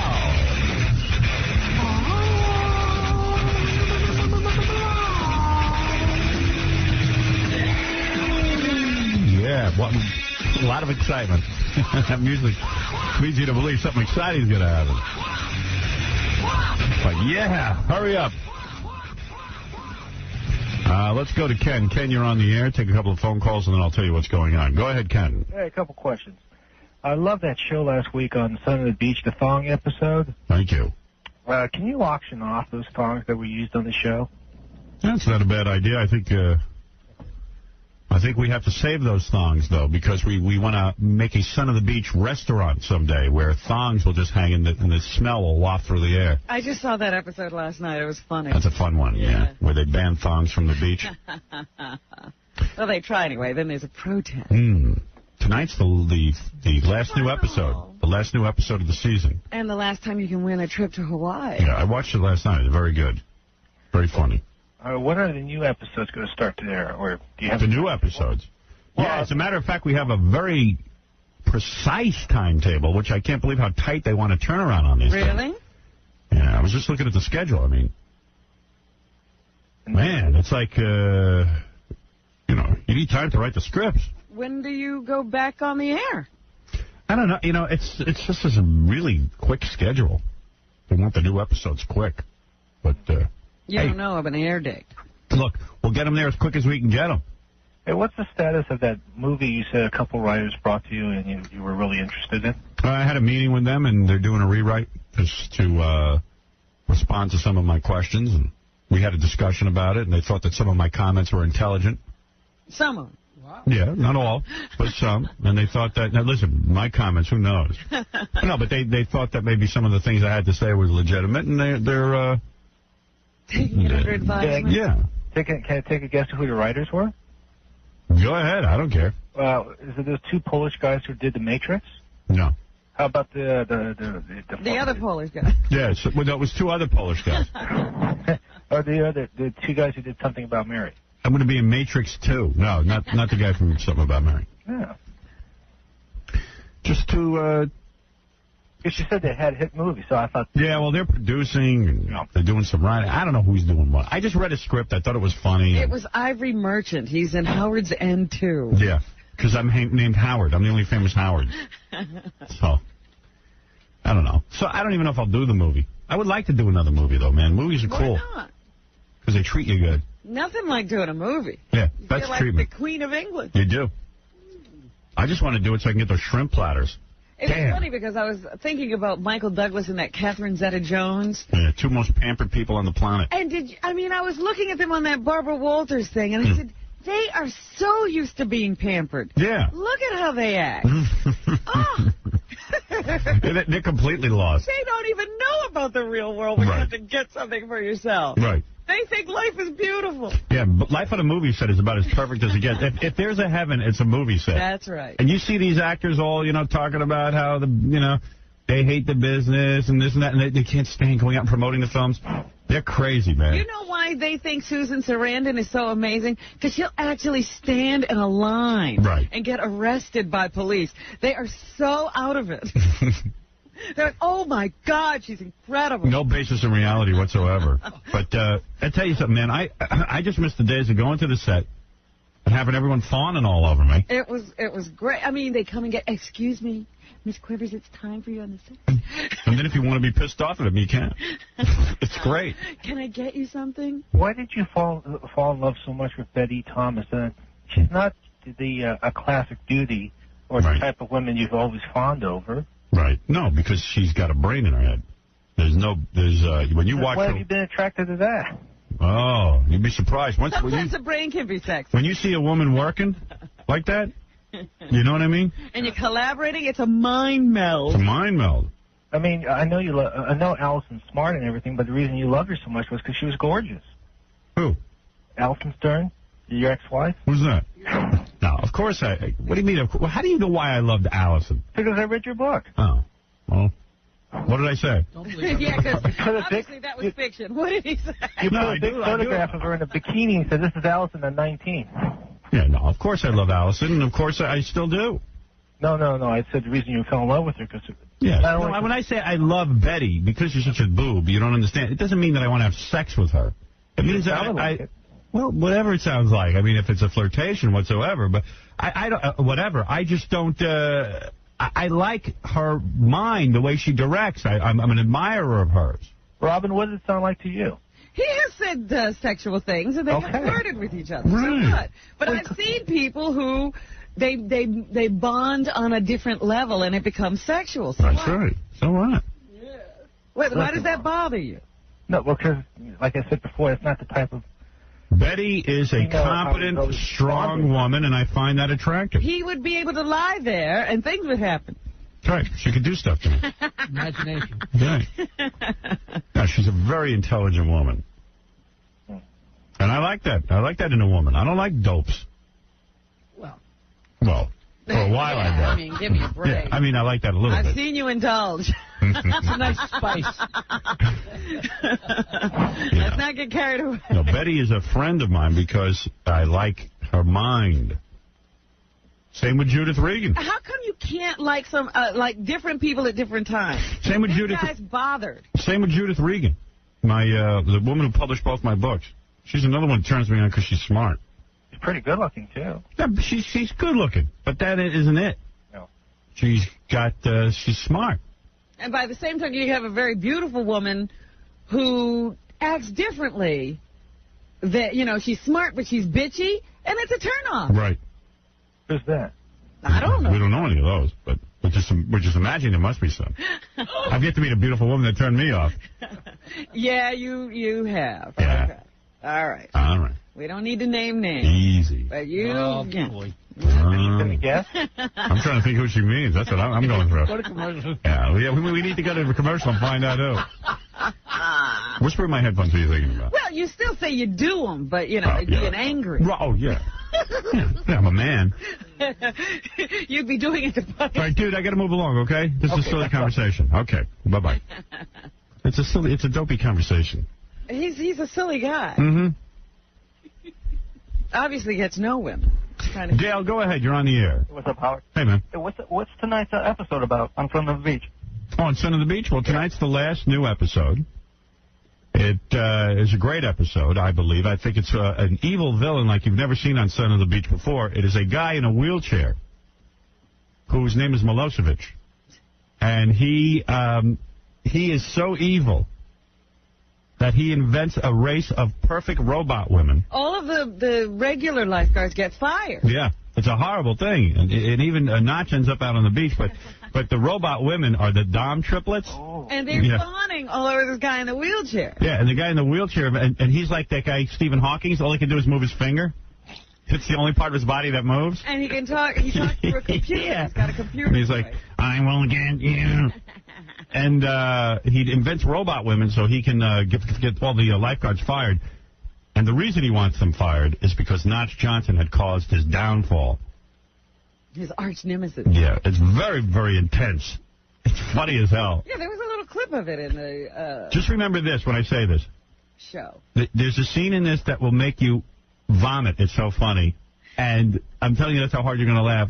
And just remember what I said, the word schnot, okay? Hey, Howard, real quick. I don't want to ruin it for you, but the schnotts. The schnotts. Real quick, Howard. Yeah. Why do you still wear your wedding band? I don't wear a wedding band. Are you sure? Positive. You didn't wear a wedding band when you were married. I never wore a wedding Never band. No, I was rebellious. Hey, Howard, can I play a game? Yeah. I'm a poor college student. Yeah, you can play a game. Please? Guess how long it's going to take me to hang up on you. Oh, come on, dude. There it is. If you had said about 1/10 of a second, you would have won. Oh, man. So, no, I never wore a wedding band. I wore it for like a day, a wedding band. Yeah, you always wore silver jewelry, so you didn't. Yeah, I don't know. Wedding band. I had the world's ugliest wedding band, too. Really? I mean, that's what did in my marriage. I don't even remember it. It was gold, but it had like it was like little holes dug, like craters in the moon, like were dug into it. It had little black. Like pounded? Yeah, pounded metal. Yeah. Who knows? Probably cost me $10. I'm just not real into wedding rings. They look really bizarre. Well, if they put a skull and crossbones on. Yeah, something cool. I don't know. It just didn't look right. I used to wear some other ring, but I stopped wearing it because my finger broke out from it. It still hasn't returned to normal. Really? Yeah, a little bit. It's almost 100% normal now, but it broke out. How was this? Like about a couple of weeks ago. Wow. Yeah.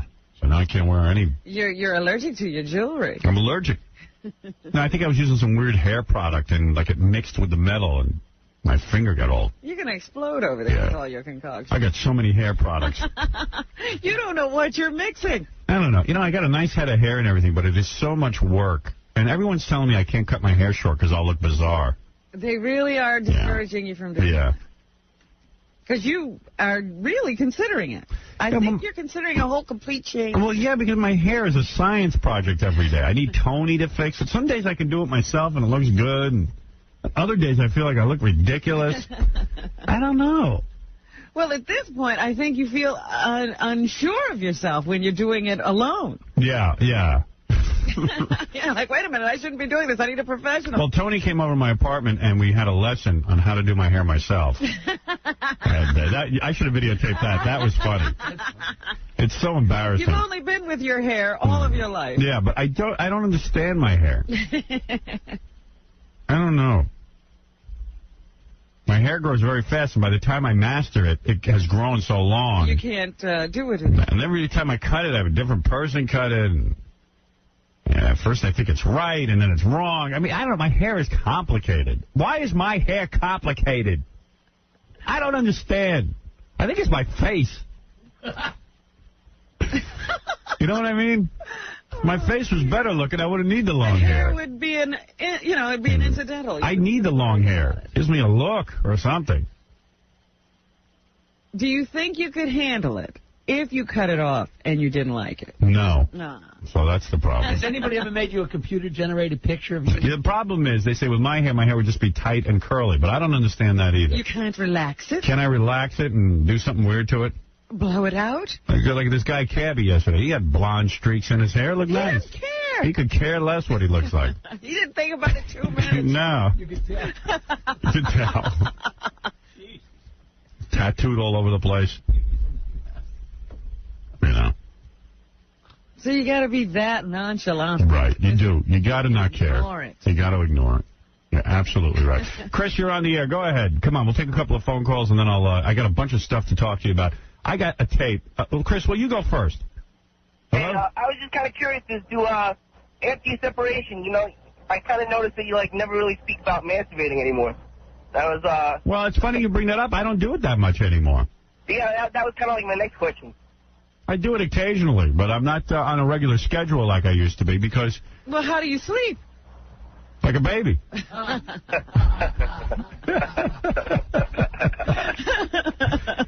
I don't know. I sometimes if I really need to get to bed. Sometimes you hit a patch because I know a couple of weeks ago I did it. You were yeah. Lately I've been able to that routine. I've been able to fall asleep. You know what it is? I am so busy now.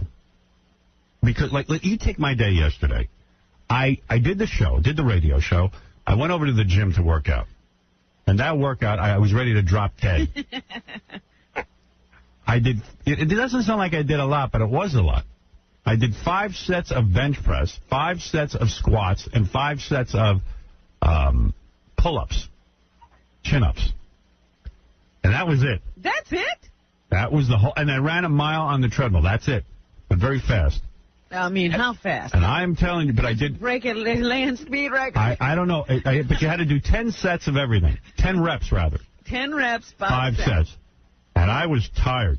And it took a long time. You're not supposed to rest that long between sets. I know, we do rest a lot. But I got to tell you something. Are you talking No, well, it's 4 guys. Oh, and so you're doing... And who's that? Tell her to shut her fat mouth. That bitch. What's the matter with her? My leeway won't work. I guess I ran out of money here. Your what doesn't work? What do you call those things? Those easy passes. Oh, you're easy. Oh, so now she's yelling at you? They treat you like a criminal. You are a criminal. I'm on my way to work. I'm supposed to go over this toll bridge. Let me talk to her. I'll tell her off for you. No, I hate those people who get stuck in the easy pass. I know. I'm so embarrassed right now. I know, and you don't even feel like you did anything wrong. I mean, you know your easy pass is supposed to work. I know. And then you know what? If it doesn't work for a while, then you got to go send away for another easy pass. Did you have that happen? Yeah, easy pass is No, that rocks. I just ran out of money on his easy pass. You probably didn't pay your bill. Yeah, it's not my company. It's not my easy pass. Oh. You know, there's nothing easy about Easy Pass. I was just about to complain. Nothing easy. Hey, I got another question to ask you. Yeah. As far as, what was your ratio when you were married as far as, masturbation to sex? Well, in the final years, it was mostly masturbation. You get so busy, your wife's busy, my wife works, and it's a whole thing. I mean, you never even have time for sex. Yeah. And things go bad. I was kind of, sex is very important. You thought was, unhealthy. I mean, as far as the marriage is concerned, as far as, Well, you know what it is? After a while, with me, it's like, you just take matters into your hand because it's quick, and you don't have to sit and talk and hours. Thing going. Yeah, and let's get into outfits. I mean, it's just, I don't have time for nonsense. All right, thank you. Bye. All right, thank you. For me to use my hand, it's as easy as a TV dinner. You pop it in and you're done. You're there. It's there. Yeah. It's there and it's ready. And when you're done, you go, thank God I didn't waste my time. I'm done and I'm sleeping. I'm sleeping. Or I can go watch TV. I can do whatever I want. I don't need a headache. If people would just have sex with you and then leave you alone. You don't have to be sensitive. You don't have to hold anybody. Right. It would be the perfect partner. Just, have sex with me, and disappear. I hear you. Did you ever see the movie Cherry 2000? No. See, that was the perfect relationship. There was these girl robots that were beautiful. In fact, Melanie Griffith, when she was young, was one of them. Cherry 2000. Right. And the guy fell in love with his Cherry 2000. Right. And then, like, she broke or something, and they had stopped making them. Right. So he was running all over the world looking for spare parts. That's the movie. You know what? That makes sense. I got to see that movie. It was great. All right. So you could keep her running. That's the perfect woman. I mean, you just did whatever you wanted. After sex, you want a woman to turn into a pizza and sleeping pills. Just leave. Get away. But that's when lovemaking becomes important to women. It's not the act. It's afterwards how you treat them. Before and after. Yeah, before and after. You got to work them up. The build up and the... Tell them a bunch of stuff. Yeah, then you tell them crap. You're finally doing what you want to do, and it's over, and then it's like, uh-oh, I got to tell them more crap. You're thinking, wasn't that fun? She's going, no. Rob, you're on the air. Go ahead. Hey, Howard, I have a question for you. I'm getting ready to start working out, and you always say you work out every week and everything, or every day. I work out every day almost. Why aren't you, like, real big, like Joe Piscopo or something? I don't know. I don't understand it. It never happened for me. I literally have a horrible... It passed him by. Physique, and I put the work in. I do. It's a little disconcerting to me, because maybe I have a real thin physique also. Can I tell you something? I don't think it works. Wait a minute. I really don't. Well, you are better than you were, and you're stronger. You have more stamina. There are good things that have come out of it. Yeah, but I want to look good. And, even the guy who trains me, this guy Patty, goes, it's not about looking good. Are you stronger? Do you feel better? Yeah. I go, I don't care about any of that. Doesn't matter, huh? I am there to look handsome when I take off my shirt. Exactly. That's all I care about. He goes, that's what girls work out for. I go, then I'm a girl. Sign me up and put me in a sundress, dude, because I want to look good. And don't kid yourself. That's why people go to the gym. They do not go to feel good. They go to look good. I look in the mirror. I want to break it over every human being's head. It is a disgrace what I look like. But you keep working out. I keep going because I'm afraid of what it'll look like if I don't go. If it's this bad winter working out, imagine when I stop working out. But now I have a whole new theory. What's that? I need to eat a lot less. And now I'm eating less. So much science has gone into your body. Although this morning I was nude. I got out of the bed, and I was completely nude. I stripped down completely nude. Yes. And I have this big wall mirror. And I stood there with the right lighting. The right lighting, so it was dark. It was almost pitch black. But I stood there. Because everybody looks good in that light. Stood there, and I stood up straight, which I rarely do. And I was nude. And I got to tell you something. The 2001 music came on. I tell you something. I didn't look half bad. You know what I mean? I didn't look half bad. Funny? Because sometimes you do that, like it's like a Twilight kind of thing going on. The sun just coming out. You walk past the mirror and you go, wow. Yeah. I look good. Yeah, I'll tell you. And you decide to turn on the lights because you think you look good.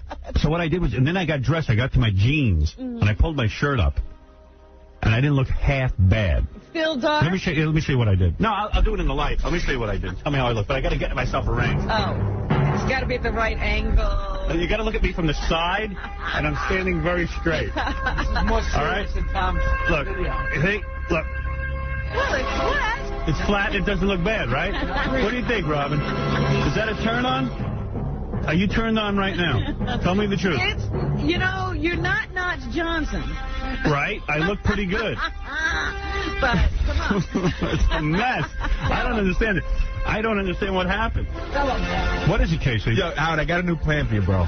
Don't give me any of your plans. No, I'm going to give you a plan. All I know is you were at a gay dance party. I was not at a gay dance party. No, listen, Howard, this is what I'm going to do to you.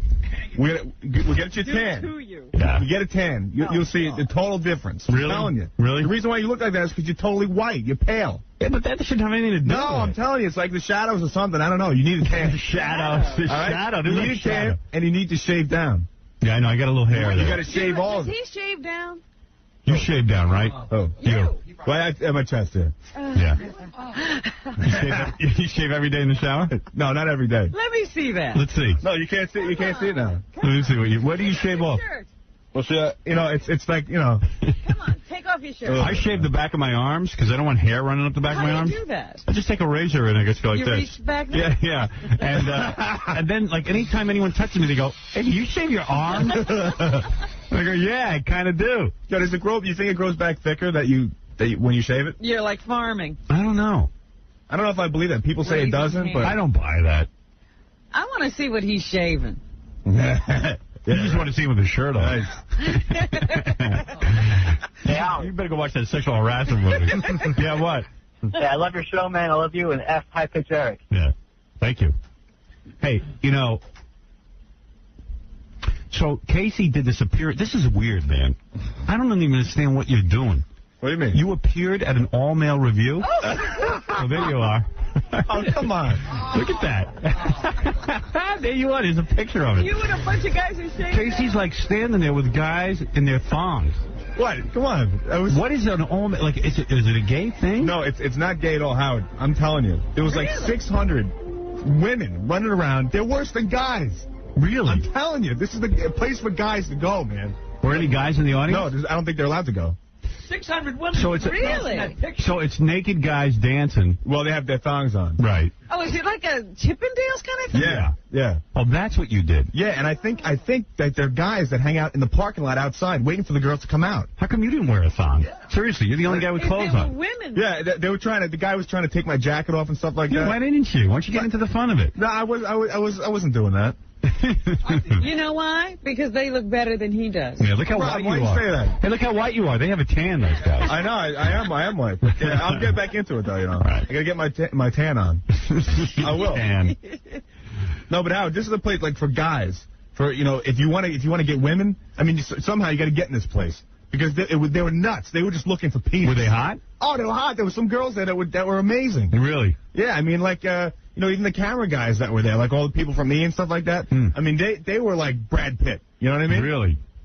Yeah, he went to an all-male review. I thought it was like a gay thing. I did, too. But he says there's tons of hot chicks there. But you didn't get any phone numbers or anything, right? No. You're so into your girlfriend. That's right. Yeah.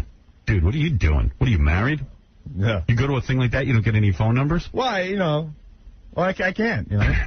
You can't? Yeah. There's always bachelorette parties in this. That's what they are. I mean, Howard, these women were crazy. I mean, my friend who works there, there's the guy in the middle there, he said last week a girl bit his ass. Ooh. You know, it's a real turnoff when women act like idiots like guys. Oh, they really do. You know what I mean? They were worse than guys. Not if it's over you. Yeah, right. Well, that would be different. Right. But women shouldn't be so shallow. Howard, I've never seen this side of, like, women before. When they're all together, all drunk and stuff like that, you know, grabbing people's packages. So what's the deal? Like a guy, like a good-looking dancer comes out, and he's dressed, right? Right. He strips down. And then he strips down to his G-string? Yes. To music. Yeah, and all those guys stuff stuff in their crotch to make it look like they have more penis. Yeah. They don't have a penis like that. I mean, maybe some of them do, but... Look at that. They were telling me last week that this one guy that was working there were some other girls, like, grabbing his thing. You know what I mean? Yeah. And they were saying, like, I don't know how to say it, but look, it's solid. I don't know if you can say that, but, you know, and they were all grabbing it. Well, really? Yeah. Any girls grab you? A couple girls grabbed my ass. Really? Yeah. And they were trying to take my clothes off and stuff like that. Let them do it. I can't be doing that. Tim, you're on the air. Tim? Yeah. Go ahead. That homo Casey is right. You do look better when you're, like, if you're working out and you get tan and stuff like that. Nah, it wouldn't make much difference to me. Although I wouldn't go to a tanning salon like he does. For a six-pack, and tanning doesn't give you a six-pack. Yeah. No, it just looks better. You look more... It's dumb, but he's right. You look more buff. Yeah, but where are you supposed to go? I don't want to sit and shave my chest anymore. You shave your arms. It's a big deal. Yeah, no, I wouldn't do that. I'll be in the shower shaving all day. I mean, it's like, you know, I don't care that much. No, I wouldn't be shaving either, but... Right, I mean, you know, there's something that's real gay. Why not? You do it once a week. Big deal. Once a week, then you have stubble all over your body. No, you don't. You don't get stubble. You take... Well, you don't shave with clippers. You just take clippers and you do that. So you don't go totally... No, I don't go all the way down. Skin. Yeah. How the hell long would that take to do once a week? You want to know something? I'll tell you the truth. Time. I've shaved with clippers. It takes a long time. The Ralph shaved and I'm not... No, I did it myself. And let me tell you something. Well, Ralph shaved me once. But I'll tell you one thing. It's like too much work. You know what? If you can't dig me with hair, then forget it. Yeah, that's a goddamn nightmare. Right. You know, that's already being ridiculous. I got too much to do to be sitting there shaving myself in the mirror. Yeah. You shave your face. Why can't you shave your chest? Because I hate shaving my face. Well, I do. It takes me forever. I hate shaving. Hey, Howard. Also, same thing with love me, love my horrendous body and hair. All right? But I know, I mean, I can't imagine a woman going to bed with me getting excited. I mean, look at me. I'm a mess. I'm a goddamn mess. Come on. You saw me lift up my... Use something else. Saw me lift up my shirt. Well, it's not horrible. It wasn't that exciting. I didn't see you getting hot. Well, I just saw American Psycho yesterday with that Christian Bale or whatever. He's good looking? Boy, what a body on him. I have breasts. And there's a guy, he worked out a few months before the film. I don't get it. I don't know how guys do it. I work out all the time, and I don't get anywhere. That guy's 22 years old. So what? He worked out a few months. That's how he does it. Really? So you mean what? So all you have to do is get 22. Yeah, all I have to do is shave off a few years. First of all, he's young, and second of all, his body just has a propensity for that. Well, that's the point. My body doesn't. That's the point. That's it. Yeah, what about some creatine? What about that? Creatine? Yeah. I don't take it. Well, why not? Why not give it a shot? It's not going to do anything. Well, if you think that, then it's not. Well, let's give it a shot. Oh, I mean, if I magically wish it, it'll happen? Yeah. Nah, creatine doesn't do anything. That's a bunch of bull. No, it's not. Every year, it's something new. For a while, it was arginine and ornithine. It was none of that stuff works. Just makes you fat. Well, it doesn't. Steroids, that's the only thing. You know what the one answer is? Steroids, and it really is true. And I really should go on them. Could you take another man shooting you in the ass with a needle? Sure. Could you do that? Yeah, what do I care? Is that gay? No. What is that? A guy shooting you in the ass with a needle? Like a friend of yours. You don't know figure out what. No, a friend of yours. Yeah, that's gay. A guy shooting that. Yeah. He's so confused he doesn't know that. He can't figure it out. You don't know what's gay and what isn't, do you? Well, I know. Hey, I know. I was comfortable with my sexuality that I could do that thing and escape the other night. No, but you would never do that. Your clothes for the girls. No, I was there though. That's the fact. I was there next to a bunch of guys with thongs, and if I'm not comfortable with my sexuality, I'm not doing that. Yeah, you were real comfortable. You kept your coat on. Yeah, you were real comfortable. Oh, what? So I was supposed to get naked? Everybody's nude. You're dressed for sleigh riding. Yeah. So what? Big deal. He's got a collar right up to the bottom of his chin. So what? I'm not a dancer. Dude, do you look comfortable right there? Look. What's wrong with that picture? What do you think? I think you're a mess. Oh, you might be. Johnny, you're on the air. Yo, F. Andre. Yo, Howard, I got to say that I've never had a gay experience, and I'm not homophobic or nothing, but I shave every 3 days my chest and arms. Every 3 days? Yeah. Because otherwise, he's right. You're right. The stubble does come out, but you got to get rid of it. It's nasty. Body hair, what are we, like apes and stuff? Yeah, body hair is nasty. It is really nasty. It really is nasty. You know what the worst part is that as you get older, you get more hair. Yeah. Hey, but when people touch you, don't they feel the stubble? Yeah. People have said to me, but I'm just like, I shaved my arms. Awful? Yeah. You shave all the hair on your arms? No, just the back of my arms like you. Yeah. But I have seen dudes who shave their, the body. She's very into gay causes. Get KYE. I wonder what my wife would say if I went the gay way. Get KYE. Schminkter. Get KYE. No smell is more distincter. Get KYE. I wonder what my wife would say if I went. You know what we do? We get Andy Dick to dress up like a mermaid. We swim him across the stage. I don't know if he's speaking. He's speaking to us. If I tell him to speak to us, he'll speak to us. Yeah, I can make his life miserable. Get KY. Oh, we got to do it, guys. It's time for us to hit the road. I was thinking you get to... We can make a 16-city tour. The Blue Man Group to back you. The Blue Man Group. Yeah. You know why we chose them? Because they blew. Oh. I'm ready, man. I feel like I need to perform. I see you getting all worked up, but it'll be over in about a week. The stadium will be built to resemble a giant men's room. Everyone will feel right at home. Be urinals. Wow. It's a rest stop. Right. We could have a big column in the middle of the stage that shoots glue. Comes spewing out at certain moments in the song, sensitive parts. Well, I figure you'd have a couple of guys dressed up as big tubes of KY. Right. Well, we can get that. I can make that happen. Dancing KY. Get KY. Every concert There's always beach balls floating and flavored condoms. Are we only going to do 2 songs? 2 songs are enough. Then we get the hell out of here. Yeah, you want to enjoy the rest of the... I'm not wearing a thong. Come on. No. Oh. With the beach towel in it. I say we go classy. We wear some nice white suits, matching outfits. Oh, no. Like the real Backstreet Boys. No. You got to show skin. We're the backside boy. You come out. You come out and show skin. You come out in your thong. Yeah. Shut her up. Nothing wrong with that. I'm not in the group.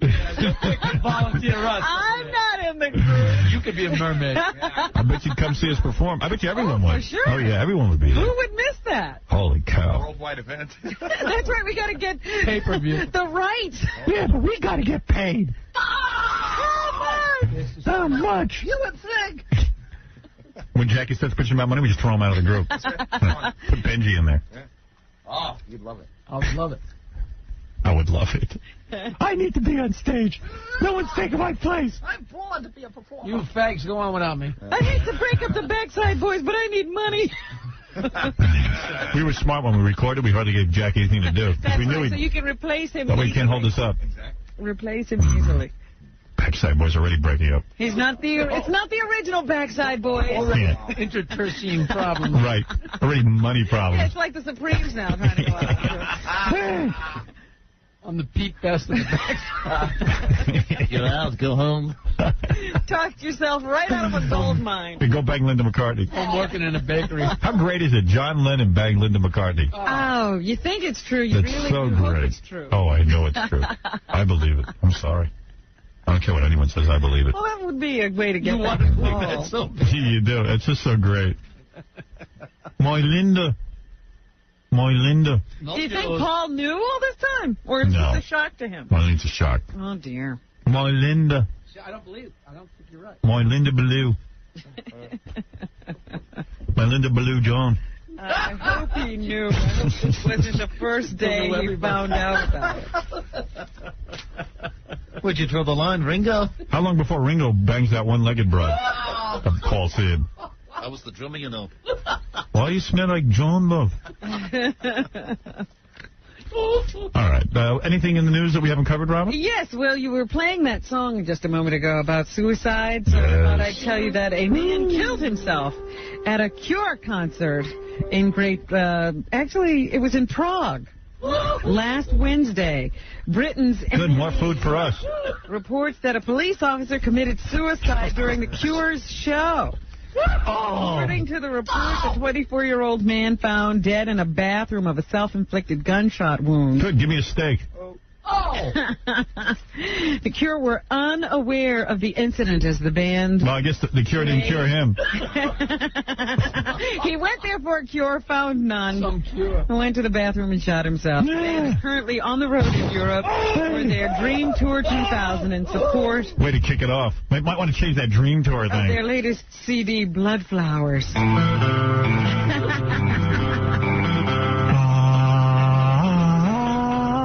I'm just toning up for the...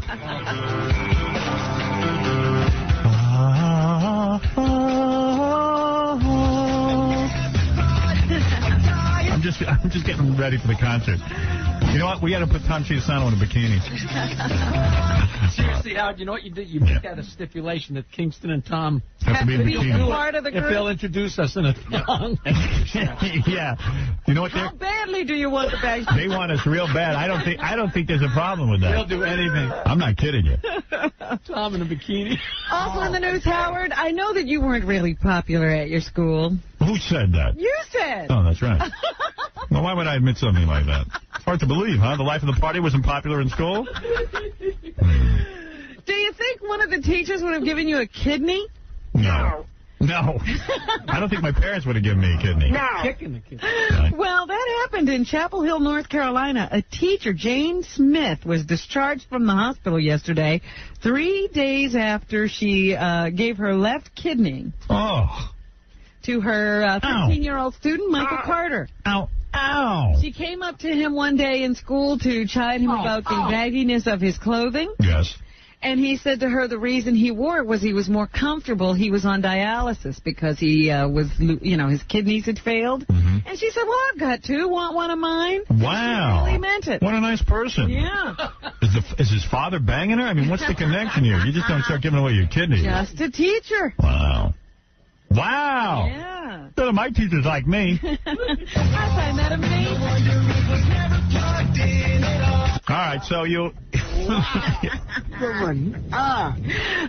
The Senate campaign here in New York is said to be shaping up to be one of the most expensive ever mounted. Rudy Giuliani has collected $19 million in campaign funds so far to Hillary's $12 million. But Hillary has the higher profile celeb list. Ask me why I'm wearing baggy pants. Why? To hide my erection. Oh, I see. Hillary has gotten Hollywood money for her campaign. Chevy Chase contributed $1,000. Director Ron Howard, $1,000. Actor Michael Douglas, $1,000. All these guys don't realize that Mayor Giuliani has made New York a great place to live. They don't live here. James Garner, $2,000. Chevy Chase lives in the suburbs. Doesn't he realize why it's safe to now come into the city? Yeah, he likes coming into the city, so he wants to elect Hillary. And by the way, where'd Chevy Chase get $1,000?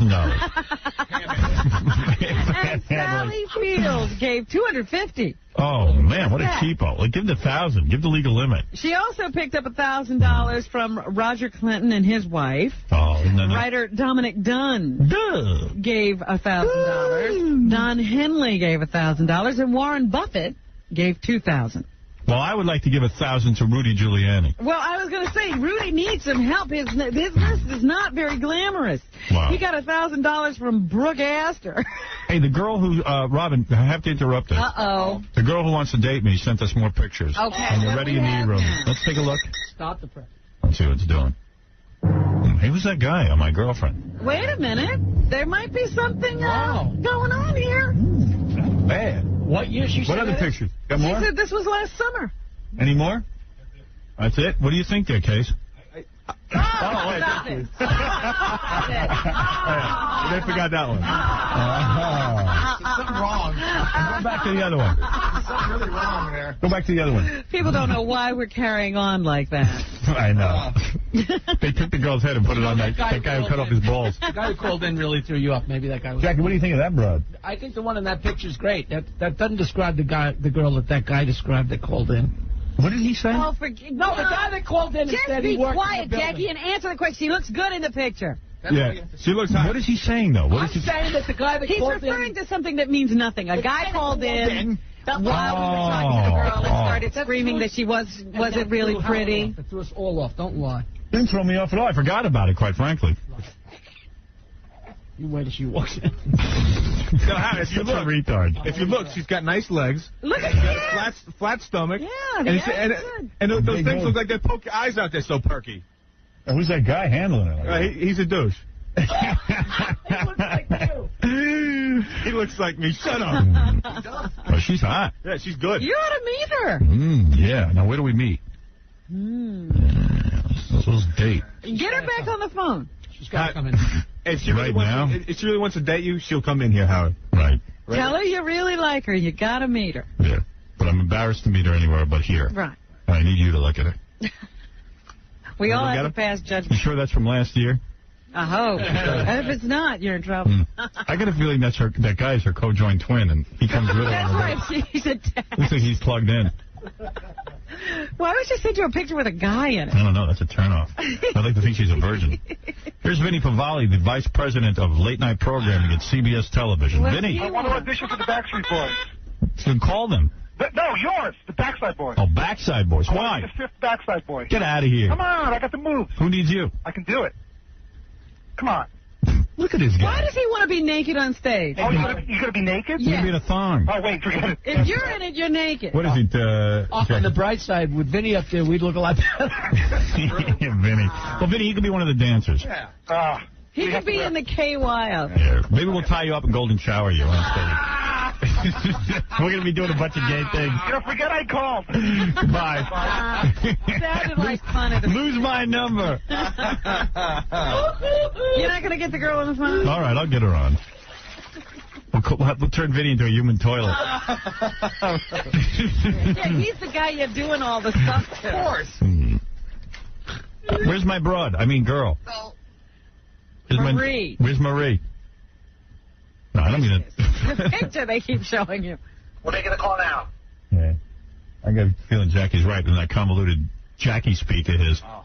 About what? I don't know. You know exactly what I was saying. He didn't know anything. I really you didn't. were saying. When Robin interprets you, I understand. Yeah, we're completely lost with you. I still got you out there on the stage in a mermaid outfit. Yeah, right.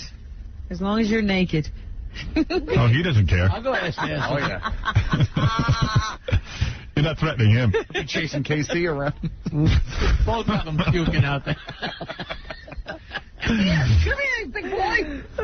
Chase her around. Well, while we're waiting for your girlfriend. That girl in that picture is not walking into the studio. Why not? It just ain't happening. I think he's right. Well, where's she getting these pictures? I don't know. You think there's somebody else?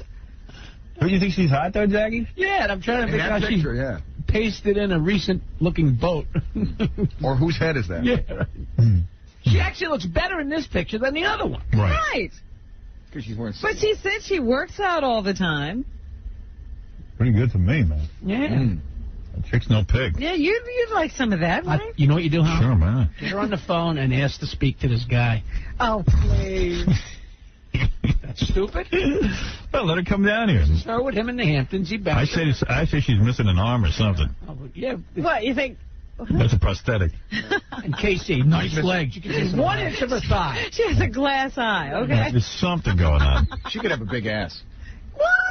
I don't think so. No, because the pants, I mean, they're kind of ballooning out at the bottom.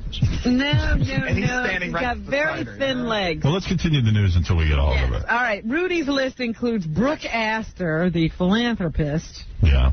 And the CEO of some company, Continental Airlines. My dad was saying he wanted to send money to Rudy. Yeah, but Rudy doesn't have any stars. So let's do it. What we believe in him. Let's send some money. Absolutely. We got to get on the list. I don't know if that makes it any better, though, if we're on the list. Elian Gonzalez is still in the country. They're waiting for some federal court to make some kind of a determination as to who actually he belongs to. Meanwhile, there's a New York pediatrician who's saying that federal officials should seize this child immediately. He's being abused in that family. Of course. What's going on there, he said the Miami relatives are horrendously exploiting this child. He is now in a state of imminent danger to his physical and emotional well-being in that home. Absolutely. This doctor.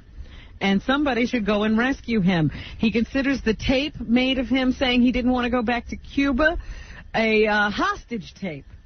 They should airlift the whole house and take him all to Cuba. They say if this wasn't such a politically charged situation, he would have been grabbed from that family long ago. Grabbed in the family, be thrown in jail for kidnapping. Can't take somebody's kid like that. I don't care what the situation is. In France, they're acknowledging that they stole $1.3 billion in assets from the Jews during World War II. Yeah, I told you they were rich, those Jews. Oh. Where'd they get $1.3 billion? But they say that most of the money and property was returned to survivors or their heirs. However, there were very few of those. I told you. A special government commission issued a 300-page report outlining the collaborationist Vichy regime's systematic looting of Jewish property, from bank accounts and insurance policies to artwork and pianos. I told you those French are cowards, and I told you that the French went way too easily along with the Nazis during World War II. Every Jew in France was affected, from the poorest tailor to the richest collector. About 76,000 Jews, including 12,000 children, about a quarter of the Jews living in France, were deported from France to Nazi death camps between 1941 and 44. Only 2,500 survived. Where's another picture of that girl? The Nazis... Howard, I don't think I'm going to be able to get her on the phone. Oh, my God. She disappeared. Well, she barely wanted to come on the first time. Now, she was on for a second, she hung up, and now she's, like, in meetings. Oh, meetings. Oh. I guess she's like the president of some major company or something. Yeah. Some president. The president of Cuba. She's probably with the Jews. The Nazis emptied some 30,000 Jewish apartments, shipping the contents to Germany. Right. That's what they did during the war. I told you they were busy doing something. They also seized valuable artwork owned by Jewish dealers and collectors in a plan established long before the 1940 invasion. The French are creeps. I told you this. The French... So even before there was an invasion, they were planning to rip off the Jews. Yeah. The French went along with the Nazis better than anybody. The Eiffel Tower is made out of... formality. Make it look like you're taking us. The Eiffel Tower is made out of Jewish bones. Oh, my goodness. How dare they? How dare they pin up their noses at anybody? More pictures. It only has that one. Greta Garbo. Yes. Does anybody care whether this woman was a lesbian or not? Everybody, I do. After they die, is turned into a gay person. Have you noticed? I know. They were trying to put out an article yesterday saying that the guy who was married to Elizabeth Taylor, his name was Richard Burton, trying to say he was a homosexual. He was trying to get into Eddie Fisher's pants. I don't believe it. Through Liz. I don't believe it. Well, you know, they say they were all waiting for these letters. Some woman who was a friend of Greta Garbo's had some personal letters from Garbo. And she said nobody could look at them until each of them was dead for 10 years. I don't even know who Greta Garbo is. I don't know what she cares about. She was supposed to be some beauty, blah, blah, blah. And she lived here for a million years and wouldn't let anybody take her picture. That was a big deal. So anyway, now Garbo's been dead 10 years. They released the letters and everybody's saying, it was a bust. It doesn't indicate any lesbian affair at all. Well, I mean, everybody's going to be gay. All right, we're all gay once we die. Hey. I told you about this Army colonel who was running the military's anti-drug operation in Colombia. His wife was meanwhile running drugs from the house under his nose. They should dig up Greta Garbo and smell her tongue. Oh. Well, now he's got to go to jail because his wife was a drug runner. Because he concealed knowledge that his wife was laundering drug money while they lived in Bogota. James Hyatt, 48, faces up to 3 years in prison and a $250,000 fine when he is sentenced June 23rd. Hyatt said that in 1999, his wife Lori traveled from Bogota to New York twice and returned with more than $25,000 in cash. He used some of the money to pay personal bills and kept the rest. Later, he told Army investigators that his wife had been running drugs to New York, but he never told authorities about the cash, and that's why he's got to go to jail. Hey now. And the New York State Senate has also unanimously approved a bill that would require tobacco manufacturers to sell only self-extinguishing cigarettes. Hey now. So now that bill is on the way to Governor Pataki's desk to await his signature. Did you ever hear this song? I believe this is a very good song. Blink 182. Did you know it's about suicide? I do now. Anybody having deja vu? A self-extinguishing cigarette. Yeah. So if you let it sit for too long, it goes out. I agree with that. Puff on this thing constantly to keep it going. I agree with this. Yeah, but you know, give me a break. Yes. Let them burn themselves up. No. We're taking away all the freedoms in this country. You can't even burn yourself up anymore. No. No. Jesus. We're going to be performing this summer. Everybody was so excited about the stock market bouncing back yesterday. I'm going to wear my Joke Man t-shirt. They say that the bargain hunters finally arrived to save the day.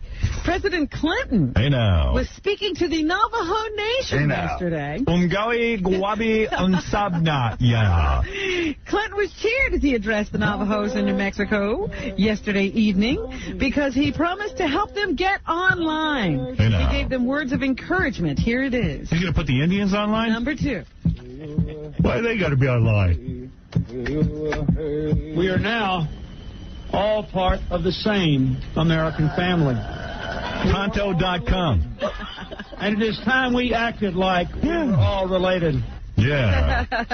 We are all brothers. We are all brothers. Oh.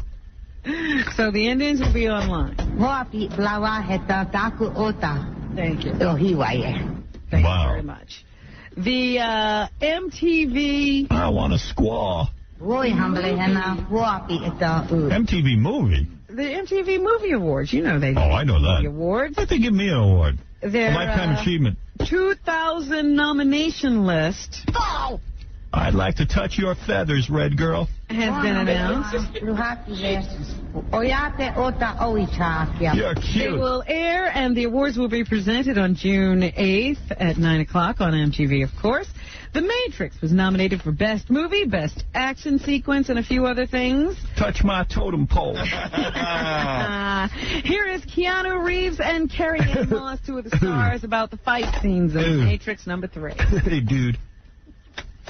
As we got better, the fights got a little more sophisticated. Cool. More different moves. Yeah. That was a great movie. Seen it 10 times. My dad wanted to see The Matrix. Started watching it with my mom the other night. Oh, no. And she got all upset. Goes, what is that? Your father put on this Matrix. So I said, Ma, I've seen the movie 10 times. It's fat. My father goes, I liked it because... Explain something to me, though. At the end, they were living outside the Matrix, right? I go, yeah, of course. What? I don't know. He had a problem with the end. I'm going to get it. Once they're outside of the Matrix, well, the Earth was, what did it look like? Oh, dear. My mother's like, who cares? Who cares about the Matrix? Stupid. That is so funny. Horrible. Your father puts on these movies. She can't understand. And my father's all proud. He goes, I watched the ending anyway without her. I go, wow, way to go. Way to be independent. He snuck away and watched the ending. Yeah, I saw it anyway. Oh, you're a rebel. Jodie Foster is directing once again. I said, hey, Dad, you need to be outside the Matrix with Mom inside the Matrix. You're living. You're absolutely right, son. Aren't you dreaming? This Matrix. Jodie Foster is a director and an actress, and she's currently directing Claire Danes in something called Flora Plum. E-television and radio caught up with her the other day to talk to her, and they asked her, what has changed in the way she does business since she became a mom? It's really much more my approach to my career that's changed. Because my focus is on him. And I couldn't have my focus change if I wanted to. That kid's lucky. Doesn't matter what I do, I'm always thinking about him. And is he okay? And is he eating? And is he sleeping? Is he, thinking of me? I cover my balls in the shower. I really don't want to work unless I really have to. Or unless I really care. Have to? Why does she have to work? She's got more money than God. Please. Yeah, exactly, LGB. And on set, she's known as being a perfectionist. What does she do to try not to be so hard on herself? Having a child's really changed that. I'm not. No, everything. I have 3 kids. Nothing's changed. But you're not a woman. Oh, I see. Yeah, I got balls. I'm not sure about her either. As much of a perfectionist as I ever was before. I think you sort of embrace the chaos when you have a kid and you realize, you can't change things. Oh, yeah. Everything's changed. This is why people have children. They really don't even want them. They hear all these magical things and celebrities say, oh, everything changed when I had a kid and everything changed. It's like the Matrix. Yeah. Having a kid. Then you have a kid and you're waiting to change. Nothing changes. Fine out loud. As it really is. Oh. James Belushi is in the new movie. What is he in? He is in Return to Me. I like the movie. The David Duchovny film. I think that's a good movie. I love it.